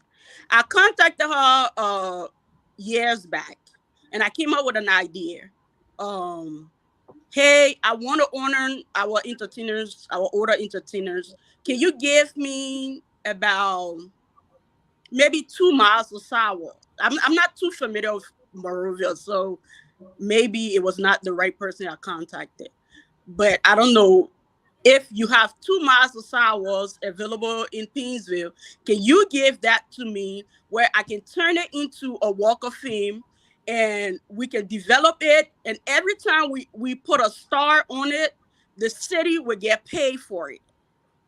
That's a way for the city to generate. That's a way for culture and tourism. She said it was a brilliant idea. I will get back to you. And I kept getting to run around until that vision died. So people are available with the knowledge, the vision. We just have to use the resources we have. We have to stop pretending like we don't have it when we do have it. We have to stop pretending like we don't have a culture when we have a culture. We have to stop pretending like we don't have educated people and knowledgeable people when they are available. We cannot keep being handicaps to ourselves just because we don't want to do the work or we don't want to move out of the way and allow the people there who are capable of getting the job done to do the work. That's the bottom line. Do we have the resources? Yes, we do. But it goes back to leaderships, leaders that are willing to implement all these visions, all these ideas. That's the bottom line. Thank you. Kev, come in. And then we'll go back to Russell about. Let me say this. Let me go back to what Larry was talking about, the Dominican Republic. I think he's gone in the back. People need to understand that. Liberia fought 14 years war. Unlike Dominican Republic, crime all over. There's high crime in Dominican Republic. We know that. Jamaica, man, most of this island do have high crime. But when people saw on TV what happened in Liberia, we get a whole lot to do to fix. We have to fix that image. We have to people gotta have confidence. So most of those islands, they have the private security who guarding their places. So you can just walk and just go in some of their resort or area and without security. They have the private security, so it well protected.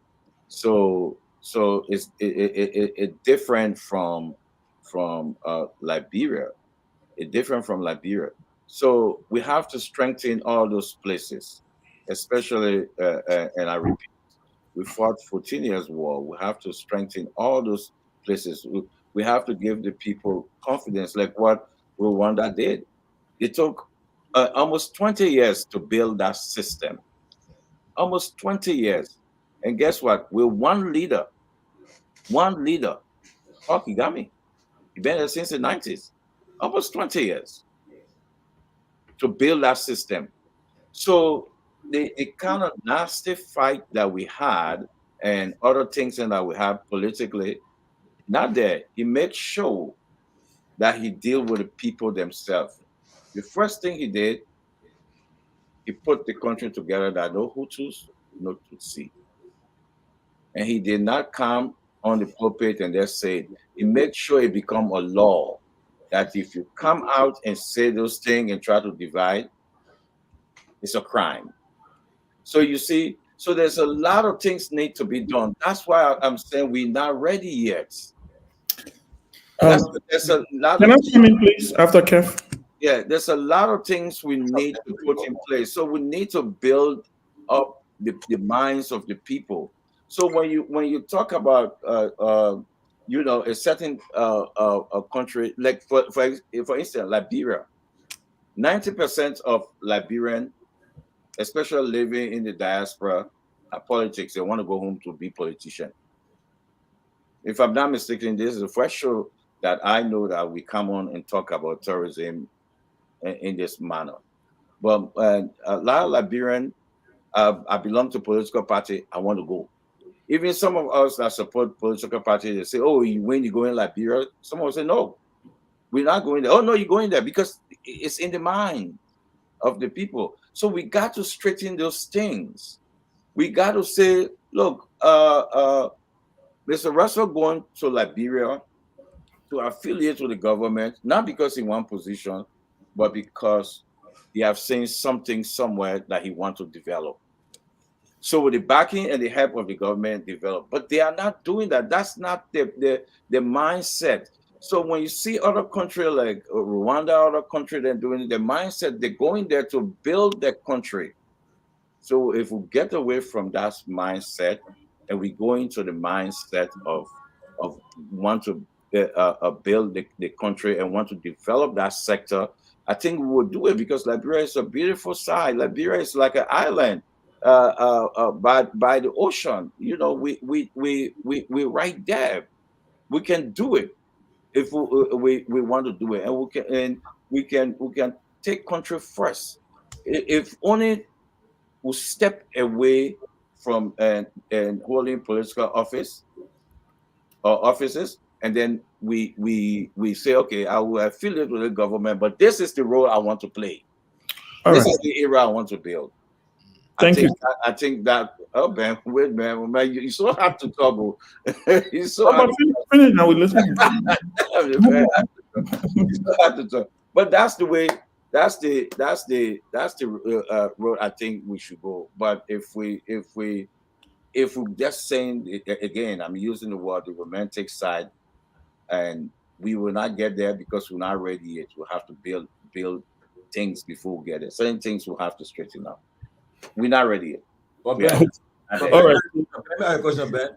What's stopping you, Ben, especially you now? What's stopping you from organizing, joining the forces, organize a tourism forum? Yeah, but everybody want politics. Everybody want to be But politicians. okay. So let me say a question. Let me do that. Oh, by the way, but we own a tourism forum right now. So that just answer your question. So let me say this. First of all, I fundamentally, in the strongest term, disagree with Kev. Strongest term. Wow. And let me tell you why. I see why you were telling me to hurry up because Of course, because you just kept going. I was like, this thing you doing that I know where you're going with it. Tourism, national tourism head. First of all, let me say this, right? I agree. It has been a failure of leadership on the past two administrations. The one that's leaving today and the one that left 6 years ago. Those two presidents have the responsibility on their shoulders. Ellen Johnson Sirleaf and George Weah. Wow. By the way, the both of them were two historic presidents.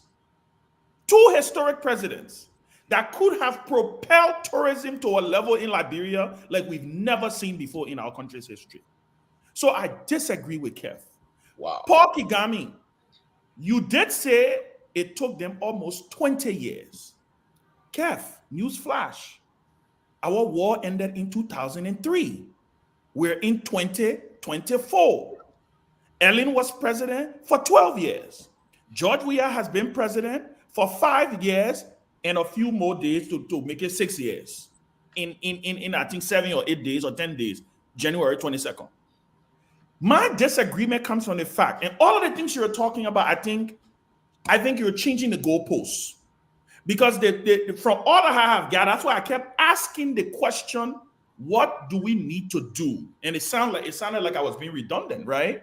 Because I was trying to grasp something here. All that I have heard, I also found out today on this show, I learned something on this show today from both Winfrey and Larry, that there is a plan in place. I thought we didn't have a plan in place.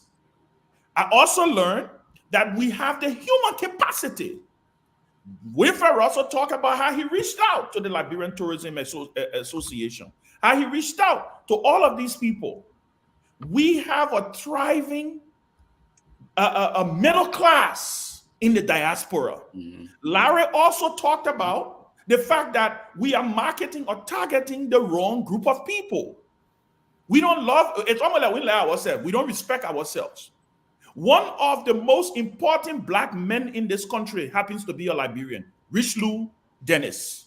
He owns Essence Magazine.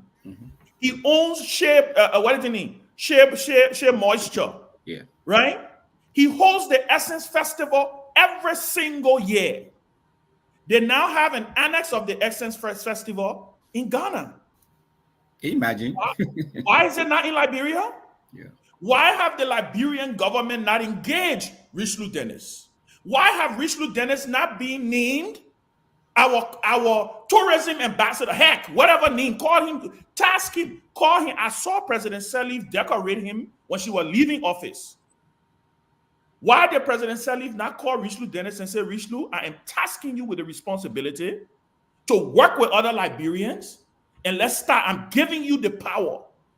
I'm giving all of you the power to do some of the things. The reason I say I disagree with Kev is because I think this notion of us saying that, you know, we had a war and we destroyed. Look, no, I just said it's been 20 years. I think that's old news. I think what has happened here is it has not been a priority. That's all it is. Because the things that the governments, these two governments that I've talked about, wanted to get done, President George Weah wanted to build a PHP park. He wanted to do it. Look at that park today. It's a source of pride for me. I see Sierra Leonean blogs talking about the PSP and the Invincible Park. That was George Weah being intentional. That was him looking Chokonkwi in the face and saying, I need this park before the end of my first term. And guess what? He got that park before the end of the first term. So what I'm doing today is I'm challenging President Joseph Yuma Boakai to be intentional. The time for excuse, I think, is over. Yeah. He has enough thing to learn from his predecessors, right? Who had probably dropped the ball. And the good news for this government, they're not starting at ground zero. They're not starting at ground zero. Electricity is being expanded. Different things are happening. You know, the country is not at the bottom. You know, the country is no longer at the bottom. So I agree there are some things that we need to do internally, Kev. Like train our people, like talk to our people to be more customer friendly. And this is the last thing I will end with a small story. Right. This is my last point, right? Monroe Chicken. You all know Monroe Chicken in Monrovia, right? Yeah. I never forget this story. 6 years ago, and I remember because it was 6 years ago, I went to Monroe Chicken, and I was so impressed with the level of customer service at Monroe Chicken. I thought I was in McDonald's or one of these, U.S. branded fast food place, right? You enter, you see the girls got the net on their hair. There's a sanitary score, like literally the man got his own sanitary score posted on the wall. Going to Monroe Chicken, you will see what I'm talking about. Right. I asked him, and he's a Lebanese guy, by the way. I asked him, I said, how did you do this? Do you know what that guy told me? He said, first of all, I told my employees, if you cannot abide by my standards, you will not work here. He said the first group talking for a joke, he fired them. The second group came talking for a joke, he fired them. The third one came, and guess what? There is a standard now in place, and anybody go to Liberia, go to Monroe Chicken, and see the level of customer service. When you enter Monroe Chicken, the first thing they're smiling with you, they're asking you, what's your name, Mr. Russell? When they bring their food to you, Mr. Russell. So these things can happen with the right leadership and the right will to to do what is right. But Ben, but Yeah, no, that's true about Monroe chicken, Ben. I've been there. Mr. Moderator, give me just 1 minute with a quick rebuttal on Ben.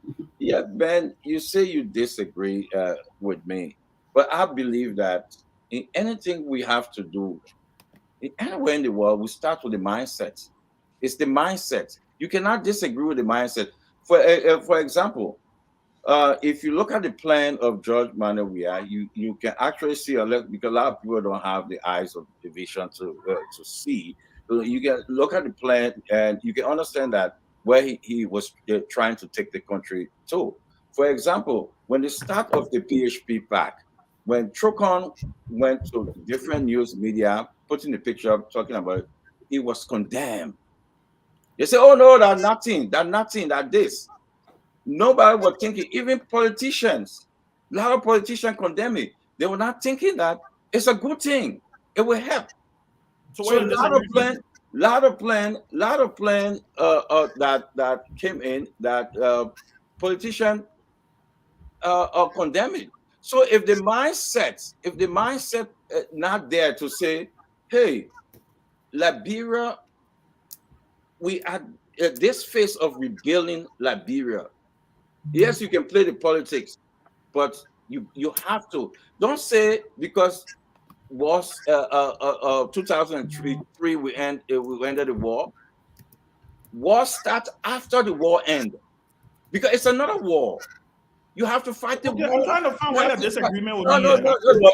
But you have to fight the war on. I'm trying to see where the difference of opinion is. Ben, wait. No, but I'm trying to get it. You still haven't said it. You said you disagree. You say you simmer down. Relax. Let's calm down. Relax. Yeah, I relax. I listen to you. Relax. But what are you rebutting? I'm asking you to rebut what you rebutting. You disagree with me. You strongly disagree with me because I talk about war. But no, you said it took 20. Let me tell you. Let me rephrase. Let me rephrase. Let me rephrase because the premise is wrong. I understand. Gosh. Let's move on. Kev, give your point. We're having a discussion. We're having a discussion. Yeah. The premise is wrong. I disagree with him because he said it took Rwanda 20 years to get where they are. And I was telling him that it's been 20 years. What is our excuse? We've had stable governments for 20 years. But you say you disagree with me. But I'm telling you, I explained when the war ended in Rwanda, what they did. You understand? So the people of Rwanda, listen. The people of Liberia, right? The people of Liberia, the mindset of the people. I just gave you an example. When the PSP pack, but you're making my point. It took leadership. It took leadership, Gab. You're making my point. But guys, listen. There's a leadership. There's a leadership. There is a mindset. With people to start with a leader. You have the vision. So let's say, but that's where I'm going. That's where I'm going now. When the leader come out with pack like PHP pack, with President Manor we account with PHP pack, what happened? The people criticize it. But did he stop? He still went. But you have to. Move on. You got no disagreement, man. The people and the people. Listen now. The people need to. I've been told that they need government. They need government. They still prioritize for us to build. They're watching the show. Move on. You cannot disagree. You cannot disagree that even though we the war ended, but there's still a war. There's still a war of poverty. There's still a war of building the country. There's still what are you talking about? Yeah, if you talk about poverty, but that's what tourism is coming there to try to address some of these things.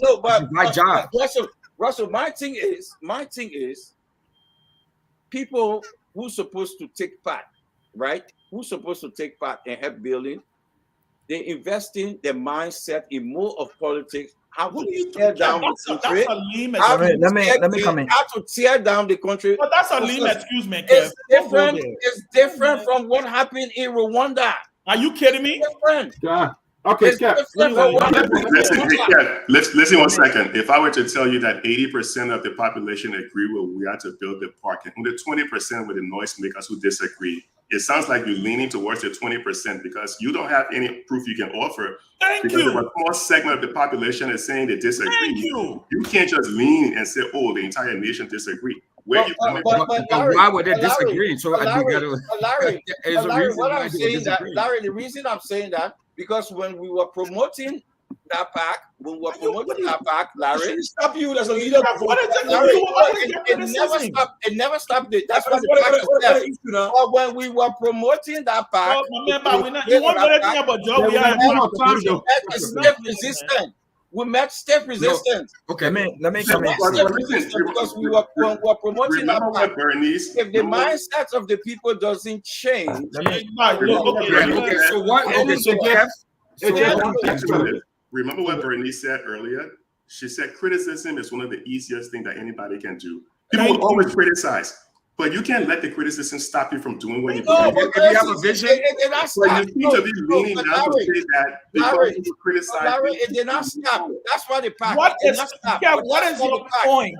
Yeah, So my yeah. point is, Ben, you cannot throw a blanket thing that you cannot throw a blanket because the UP government failed with 12 years. You thinking that this government did not try? Yes. Are you kidding me? I'm The showing city you. is succeeding tourism. So listen now. I use the word that this government tried to put. I can tell you, UP tried too. Trying is not enough. Let me come in. it's a UP If I may. What are you talking about? The UP government UP came out with a plan. They say that UP has a plan. Guys, you wanted a Then what? Tell me. Tell me like what?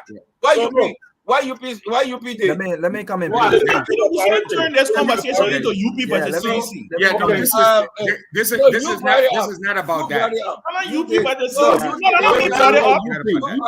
You making it a UP versus CDC thing because you want to defend everything with Whether we like it CDC. or not, whether we like it or not, you can run the election. They are not going to lead this government. Thank you. Whether we Oh, like it I'm or not not. talking about election. Okay. yet, Let me- man. Go ahead, Mr. Russell. Go ahead. Yeah, so okay, so Let me We're talking about here's the the deal. pride of Kev, the Cap, nation Cap, that Cap, lost you Cap. with Let other today. people talking.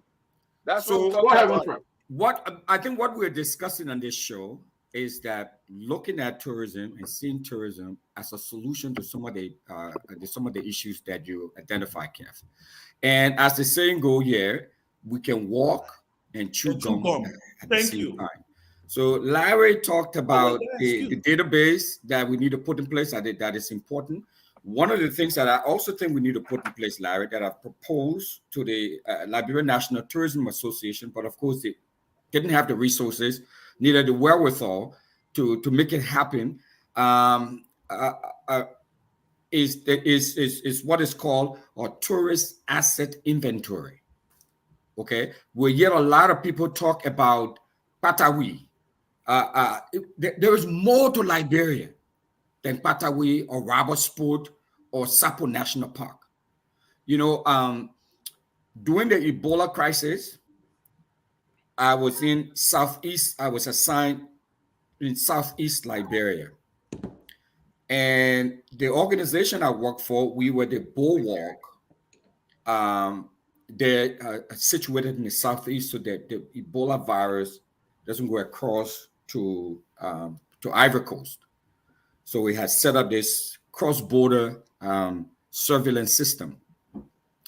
So, of course, you know, River G, for example, has about 8 porous border crossings between Ivory Coast and Liberia. So there are a lot of these people who should be coming, you know, across the border. And so we used to monitor the crossing. And so one of the villages there, on the banks of the Kavala River, there is a monument there, a stone way back in the bush that was planted there when Joseph Cheeseman was president. He had gone to that spot to meet the French administrator across the border in Ivory Coast. And they met at that spot. That stuff is out there, still standing strong, guys. So there needs to be a comprehensive tourist inventory system, along with part of what Larry talked about earlier, because we don't really know all of the different touristic assets we have in the country. Liberia has 800. Do you all know that Liberia has more butterfly species? Not quantity now, you hear me? More butterfly species than the continental United States. We're rich. I mean, if you go into the tropical in that sort of tropical rainforest belt in Liberia, man, I've never seen bugs. You will see the Ferraris of bugs and insects to show you how diverse the place is. So we need to capture all of that. You know, we have the pygmy hippos, the mongoose, okay, the pangolin, what we can call ants bear. All of those things are endangered. We have our pygmy elephant. Many of the wildlife, the fauna and wildlife that we have in Liberia is endemic just in Liberia. So we you talk about how we promote that. Larry talked about we promoting to the wrong people. So we need to rebrand and reimagine the country. So Ben, when you talk about some things that we need to do as starters, plus all the other things that we've been talking about, or touristic asset inventory is one of the things that we need to do. You go up to Nimamang, the Gola National Forest. I mean, we have a lot of wildlife. We have a lot of things we have a different forest system that you have in East Africa, right? It's an open savanna where you can see all the animals, running around. So, Kev, we need to bring the people along. We need to get these folks. I understand part of what you're saying, but we can walk and chew gum at the same time. Well, don't specify him. We've been talking about ecotourism. We can educate folks. We can bring these folks along. Kokan Lodge. I just did a piece on that. Is located on 180 acres of land in Grand Bassa County. Just opened in April. So when we talk about promoting tourism to the diaspora, to the local folks, people coming from Ghana. If you look at Kenya, for example, Kenya just announced that in 2022, it received $2.15 billion from tourism. And they're making the country visa-free. And the country is visa-free as of this year. Yes. Okay. But the point I was trying to make with that Kenya stuff, being intentional. What Larry talked about in is there. promoting Kenya. Majority of the people who are going to Kenya as tourists, majority of people going to Kenya, they come from Tanzania, they come from Uganda, they come from East Africa. I mean, yes, some come from North America, Kenya, and China and Japan. So there's a lot we can do, So we have to market to the right folks, but we have to know what we're marketing. Let me come in for a second. I overheard. Robert, before you come in, I want to highlight this comment. This is Kev's deputy minister, the current deputy minister in Liberia, under this government for tourism. This is what she wrote. I wish I was given an invitation for this topic. Tourism in Liberia has been neglected or perhaps paying limited attention to. Yeah, but Ben, I don't. I was just in contact with her. She says she's busy now, but next time she would like to join us to talk about. Yeah, but Ben. So that's what I say about. So that's the person, the sector head for the. This is the sector head in the government. Ben, if you know Kev, this is the sector head in the government. Ben, you talking down. But Ben, we don't need the deputy minister statement. People care Now about. we're addressing Kev. I know. I understand what you're saying. And I'm buttressing your point. I mean, Very it's bad. evident. No, listen. Hey, No, then, no, guys, let no, Robert no, talk, no, please. no, Let I Robert was talk. finished talking. Let One Robert second. talk. I was Robert talk. finished I gave talking. my Hey, time. Robert, the chance Rabbi, I to gave talk. my We have time. much Now, time. Robert is supposed to be talking on the show, Rabbi, Kev. I gave you my time, yes, sir. Give me 30 seconds. No, I gave get you a my time, Robert, yes, Kev, sir. let the man talk. Don't No, do that. wait. Robert, go ahead, Kev. Kev, Robert, let Robert give me talk, one, man. yeah. No, We let you I asked time. the man for Rob, time. go ahead. I asked the man for 30 seconds. Robert, If the man please go said no, ahead. Rob, no, if the man said No, no, I I'll will give you rest. 30 seconds. Go ahead. Take 30 Thank you. seconds. Go ahead. You know he's not going to take 30 seconds. Thank you. My man, because By the Ben- time Go you ahead. go, Now, just Kev, go ahead. Go ahead. Go ahead. there is nobody, I don't care if you minister, there's Oh. nobody would tell me that the people, I don't think what she's saying, and she condemn me what I'm saying. Ben is a politician since he was 17 years old, so he playing with the people mind. That's You the know, we're reason not why going he to want open you. a debate The between reason me why and you don't you. want you. That's And I what told you not to let it talk. What We're I'm not going saying to to open a you, debate between what me I'm and saying you. to Guys, we you, gotta what go. I'm Other saying people to gotta you, talk, though. We're not opening a it takes the debate between Ben government, and Kev here. it takes the government and the Yeah. people, the minds of the people Okay. need to change. And by the So I way, want to. And So I that's want to so specifically Ben just speak want to. to play games So I want to with that. specifically speak to that though, and I think that this is the reason why we don't need politicians discussing tourism, thank you very much. because tourism is not something So that Ben, is you the politic. politician here. Oh. So Well, Kev, let the Tourism man is talk, not man. You Let the when man when talk. we the discuss politician here. when we You do discuss that for a living. tourism. Let the When man we let the talk. man discuss talk, tourism, please. let me He's finish waiting now, for please. him. So you Let the me finish now, politician. please. When we discuss tourism, So I can reinforce when we discuss tourism from an expert base, we look at solutions and not just the problems.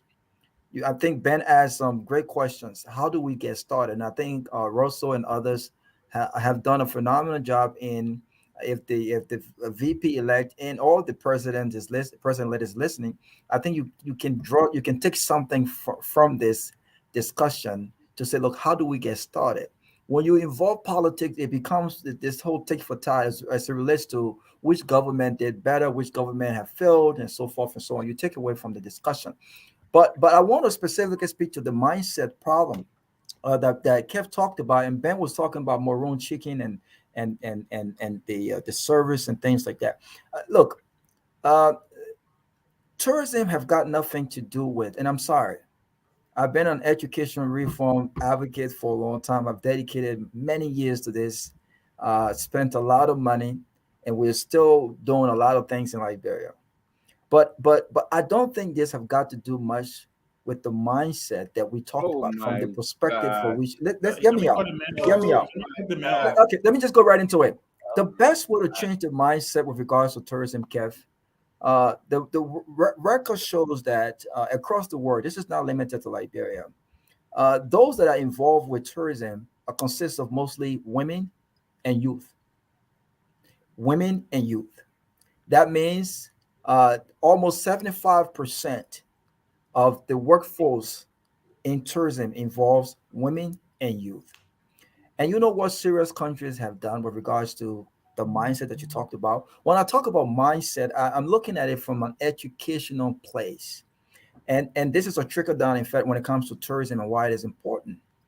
You can't automatically just build hotels and have Bob Johnson come in and have businesses come in without first ensuring that you have the human capacity for those opportunities that come in. We've said this multiple times. So the way you change your mindset with tourism, or perhaps what will help change your mindset, is to first look at the educational piece of tourism.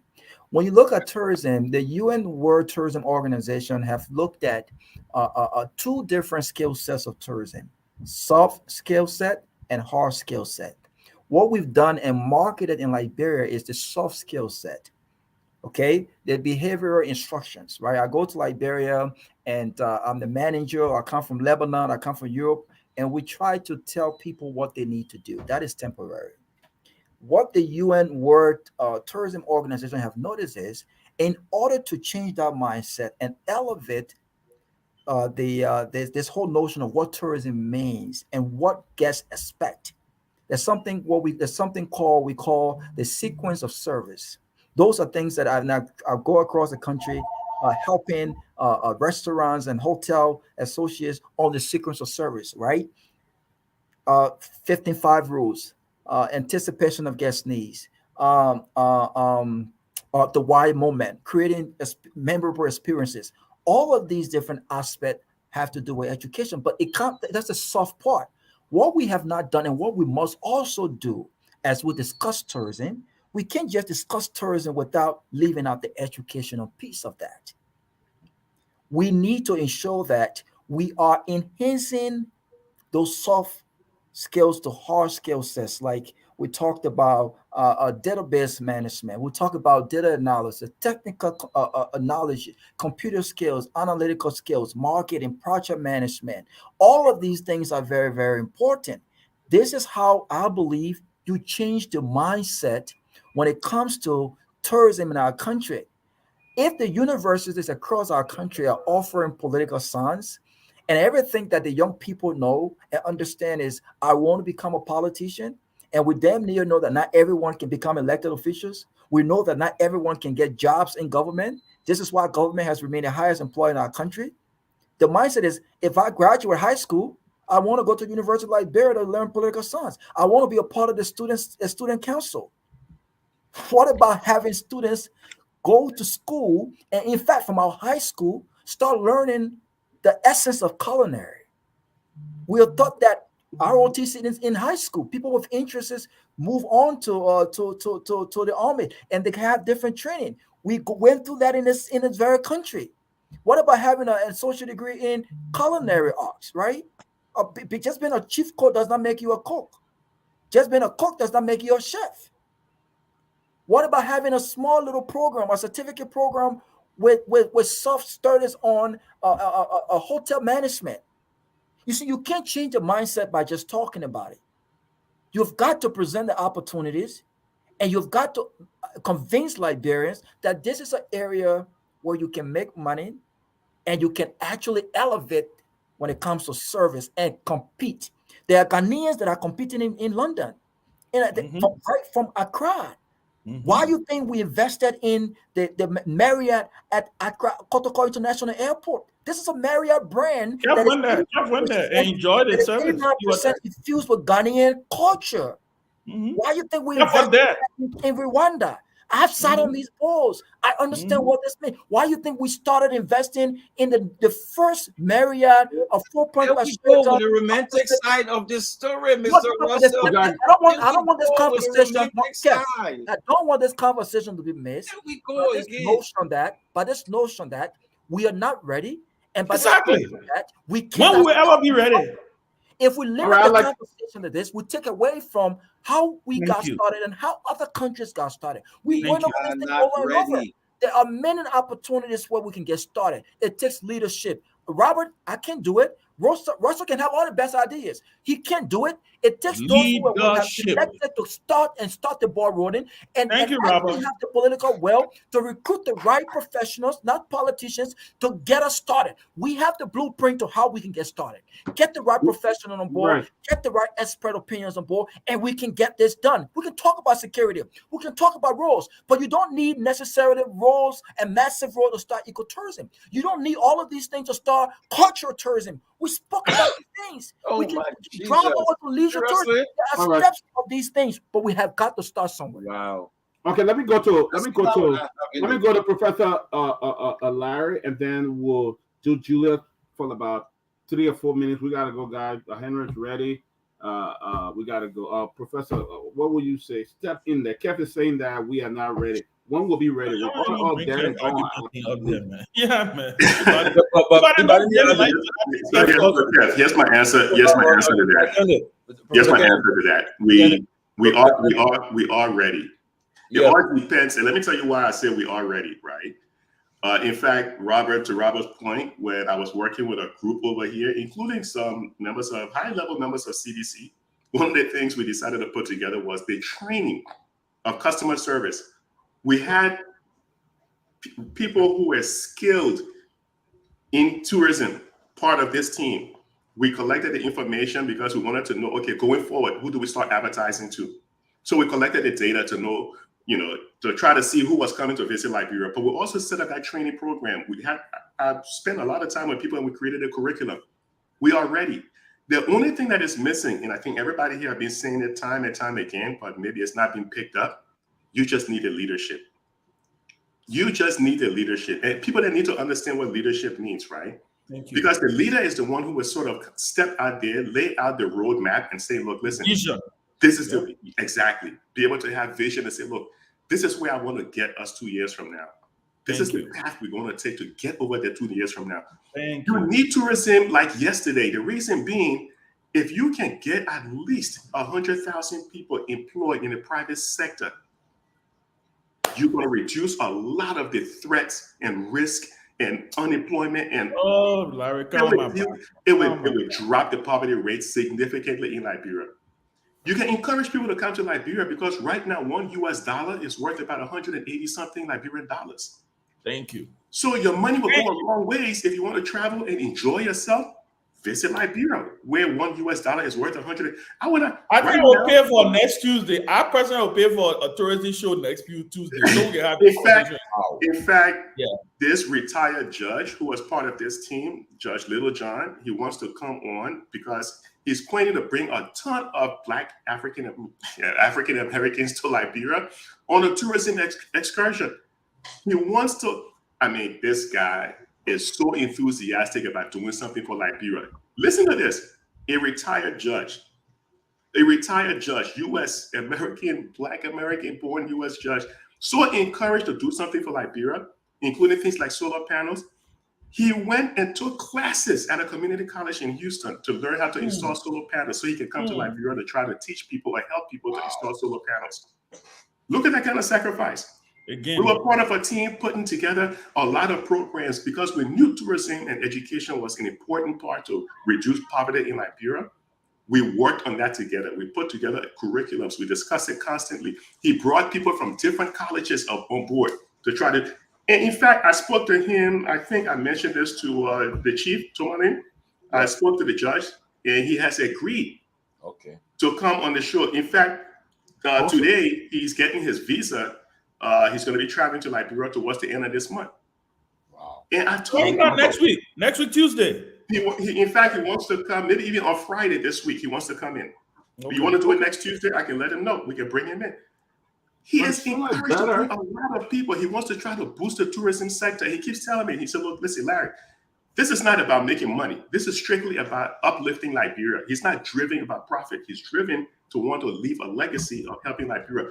The man has a farm somewhere in Bowman County.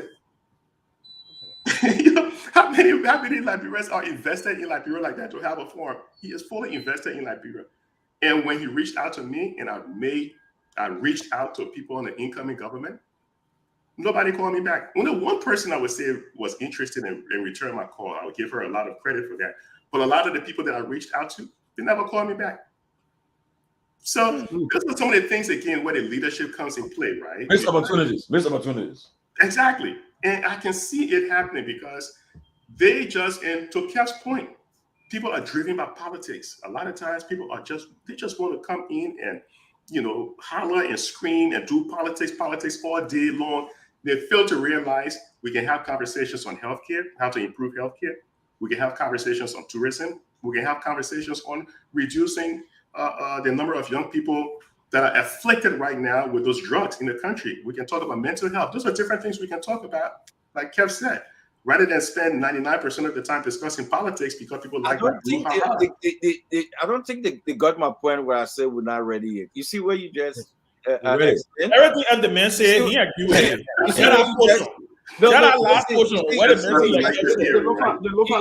You get somebody who wants to go to Liberia. You reach out to X, Y, and Z. The mindset. If the mindset were ready, people will be rushing. Russell, can I ask you a question? Because we because we are not ready yet. Our mindset, we're not building our mindset. How do you make them? How do you get the mindset a lot ready? of people think when they say ready, It's the leadership, Dr. You know what people say? Leadership it It's the gives, leadership. Kev. See what people saying?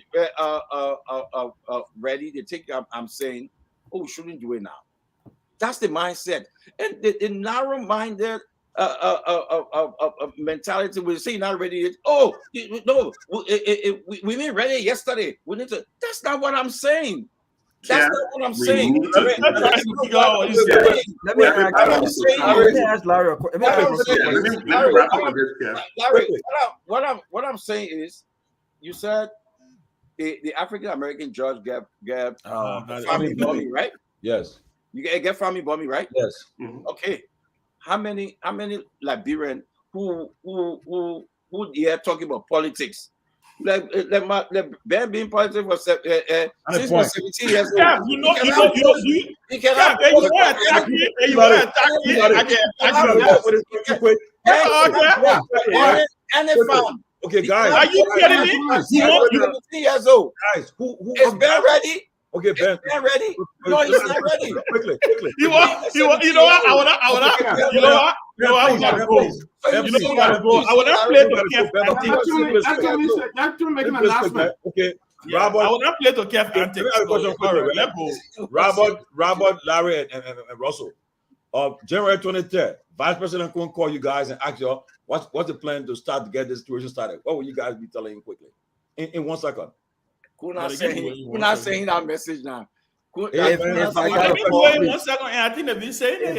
It's not a 1 second thing, but let me just summarize it. 1 second. Because I got a question for Russell. If I got a call, so what do we do right now? The first thing I will tell the VP, we need to meet. We need to have a high power discussion on setting up the blueprint for tourism. That's 1. 2. Before that meeting, is there already? There you go. Before that meeting, I would suggest to prioritize and show some seriousness with regards to this issue. We need to go ahead and dissolve the Ministry of Information and either immediately establish the Ministry of Tourism or the Tourism Authority Board. Those will be the first 2 things I tell him right now. Great. Larry, what my advice would be, there are 3 things you need to do right away to get yourself started, because the issues will still be there no matter what you have to do. 3 things you need to do right away. I will assemble all the major hotels in Liberia and tell them to create a tourist package, right? For people interested in visiting, have different packages. A package for like $1,500, $2,500, $3,500. That package should include some type of a tour. Get the major hotels to set that up. Place that on a website that people can go and check out. So that's the first thing I want to do, bring them on board. But within every package, there should be a medical evacuation insurance policy embedded in every package, because it would deal with the issues of the health, the lack of good functioning healthcare system in there. So you need medical evacuation insurance embedded in every tourism package. The next thing I want to do is, again, I always want to have data. The reason being, because going forward, I need to have a list that I can advertise to.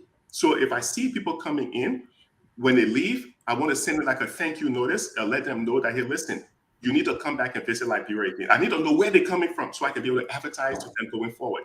And that is important, because year over year, you will grow the number of tourists coming into your country, because you need to collect that data.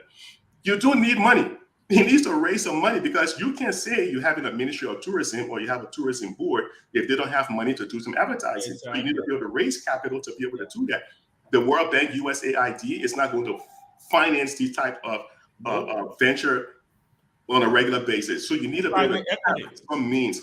And the way you tap that means is to reach strictly to the Liberians in the diaspora who understand private equity. Exactly how, what this is going to lead to. Bring them in. Private equity, like Ben Sammy just mentioned. So those are the 3 things I would lay down. But again, it's going to fail if you do not have an implementation plan. All right. For me, I think my colleagues have said a lot. What I'll add on to my top 3. I got a contact number to the government. We'll contact them.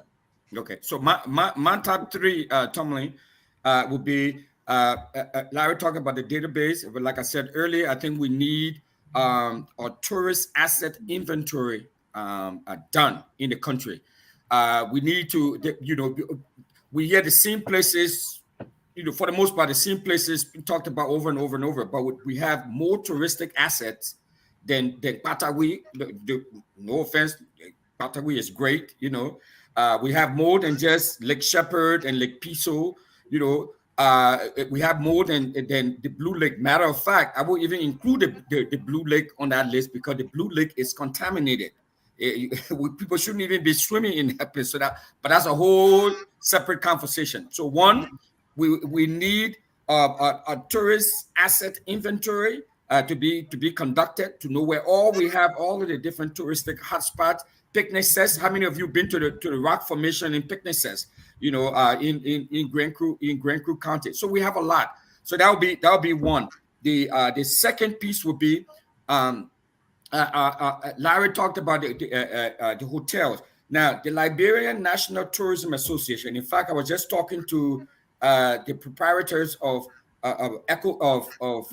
Libasa and Kokan Lodge last week about different packages. Those packages exist, Larry. But whether there's a place a place on the government website or somewhere you can go and access those resources or those services, I don't know. But I do know that through this private group called the Liberian National Tourism Association, all those different hotels have packages that they offer as part of the Liberian National Tourism Association. But I will go another step. And what we do here in Minnesota, as I shared with you earlier, I sit on our tourism board. I'm a former board chair. And so one of the things that we do is that, and what I would recommend, Larry and Tomlin, is that we add a room tax to all of the hotel rooms, in the country as a way to generate funds for the tourism sector. So whether it's 2%, 3%, or whatever room tax, and all of these hotels will collect this tax and pass it over to the LRA or however way they set it up, and put it into the coffers of the tourism sector. In Brooklyn Park, which is a city of about 25 square miles. Okay, Minerva is about 27. We generate almost $300 million. $300 million in tourism revenue from our parks, so we can integrate the parks that the we administration built. Those two parks, we can integrate them into the system to be all part of that, and people can be charged fees for attending those places. So those would be the things that I would do. And then, of course, the last one, my third one, of course, is to immediately create or implement the bill that has been passed to establish the National Tourism Bureau. I mean, scrap the Ministry of Information, Cultural Affairs and Tourism, and come up with the Ministry of Tourism, Cultural Affairs, and Wildlife. Let me say something, Dr. P. Yeah, we got 1 or 2 minutes, Robert. Yeah, let me just 30 seconds. I wanted to ask Russell, and you just talk about the room taxes. There are also hotels and city fees that generate funds for the state as well. But a lot of folks who are listening, the young professionals, servers, bartenders, and I've been asking this question. We can start that immediately right now. You talk about the disparity in income. You're paying servers $125 every month. Why don't we implement gratuity system? We have a party size of 6 or more. We can start 10% automatic gratuity. Yeah. You pay servers $1.50 or 99 cents. Don't forget that whole $140 a month. This will save a lot of hotels revenue as well. And the people, the guests who comes to those hotels will essentially pay those servers, and they'll end up making $500-600 a month with this gratuitous system. So there's a lot of common sense things we can do right now. I mean, when I talk about that meeting, all of these can be discussed in that meeting. I agree. And so for context, guys, Brooklyn Park is a snow city, as you guys know, right? But we are located on the banks of the Mississippi River. And if we can generate, that kind of money in tourism, what about a country of 43,000 square miles with 460 miles of coastline? with 800 species of butterfly, with rich with about 2,000 species of plant species. We have only 2 national parks: the Gola Rainforest National Park and the Sapo National Park, and we have a nature reserve in Nimba County, in Yekepa. All of those will form part of this big package of how we promote, we quantify and promote and market ecotourism in Liberia. Wow. Winfred Russell. It's like 30 seconds. One thing I wanted to mention. Incoming government. Every county should have their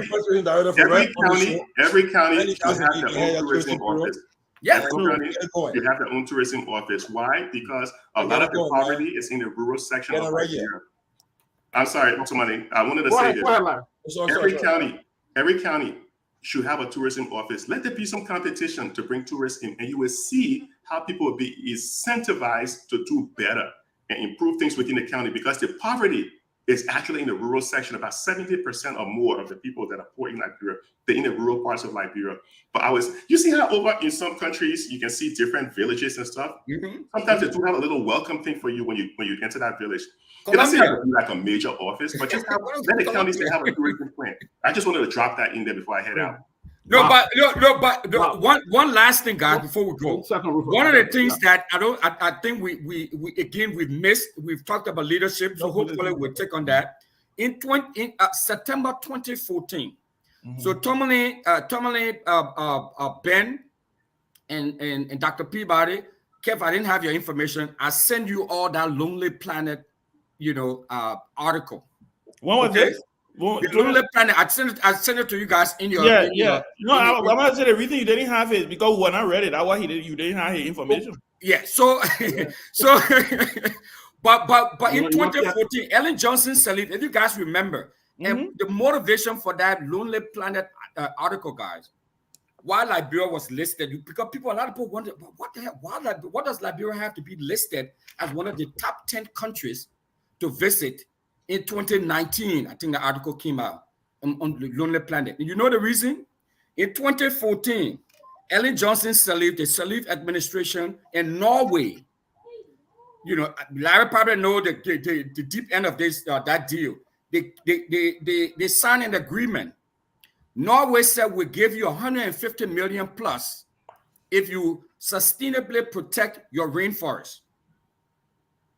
So Lonely Planet said, this is a great deal. All of the people in the environmental world celebrated that agreement, because they thought that this would have been this was an opening now. The Liberian government would have leveraged this. Was an opening to attract a lot of ecotourists. But guess what, guys? It fell flat. We didn't do anything about it. The money is still there. That agreement is still there between Norway. Norway is paying us money, so we don't destroy our rainforest because of because it's a biodiversity hotspot. It's the largest in Africa. Wow. It's in Liberia. Wow, man, great discussion. What's for Russell? I don't know why they won't make you the mayor of Monrovia. I don't know why. I don't know why. I'm not getting into politics. Okay. I'm not getting into politics. I don't know. We got tourism director. I don't know why, but Professor Larry Kennedy, Robert, wait for you guys for phenomenal tonight, man. It was just one of the best tonight. Thank you. Great discussion, guys. Great discussion. Thank you. Somebody got an announcement. Tomorrow we'll have the Vice President of Liberia. Somebody you want to talk about? Yes, tomorrow we'll have the Excellency, the Vice President of Liberia, Madam Howard Taylor, will be our guest. And then on Thursday, we'll have the legislative issue. Kenan Phillips will be here to tell us why we are staying in darkness in Liberia, why our problems, like we still having problems with legislative. So hopefully we have interesting shows tomorrow and Thursday. So we'll watch. And then Ben Sandy just announced that next week Tuesday, another tourism show at his expense. So guys, hopefully we're going to. Are we doing closing? Everybody doing the closing? I'm closing now. Yeah. So guys, a great discussion. I'm happy that at least incoming government officials are watching this show and they will better prioritize our tourism industry. We look forward to that, and hopefully We got our first tourism director on this show, guys. Y'all watch them. Our first set of mayor and our first tourism God director. bless, man. God bless. Good show, guys. I appreciate it, man. Great God show. bless, Great guys. show. Thank you, Yeah, guys. yeah. Great George, discussion. All right, Henry. Thank you, man. Henry, take it from there. Thank you. Thank you, guys. Thank you. Thank you, Henry. Take it from there.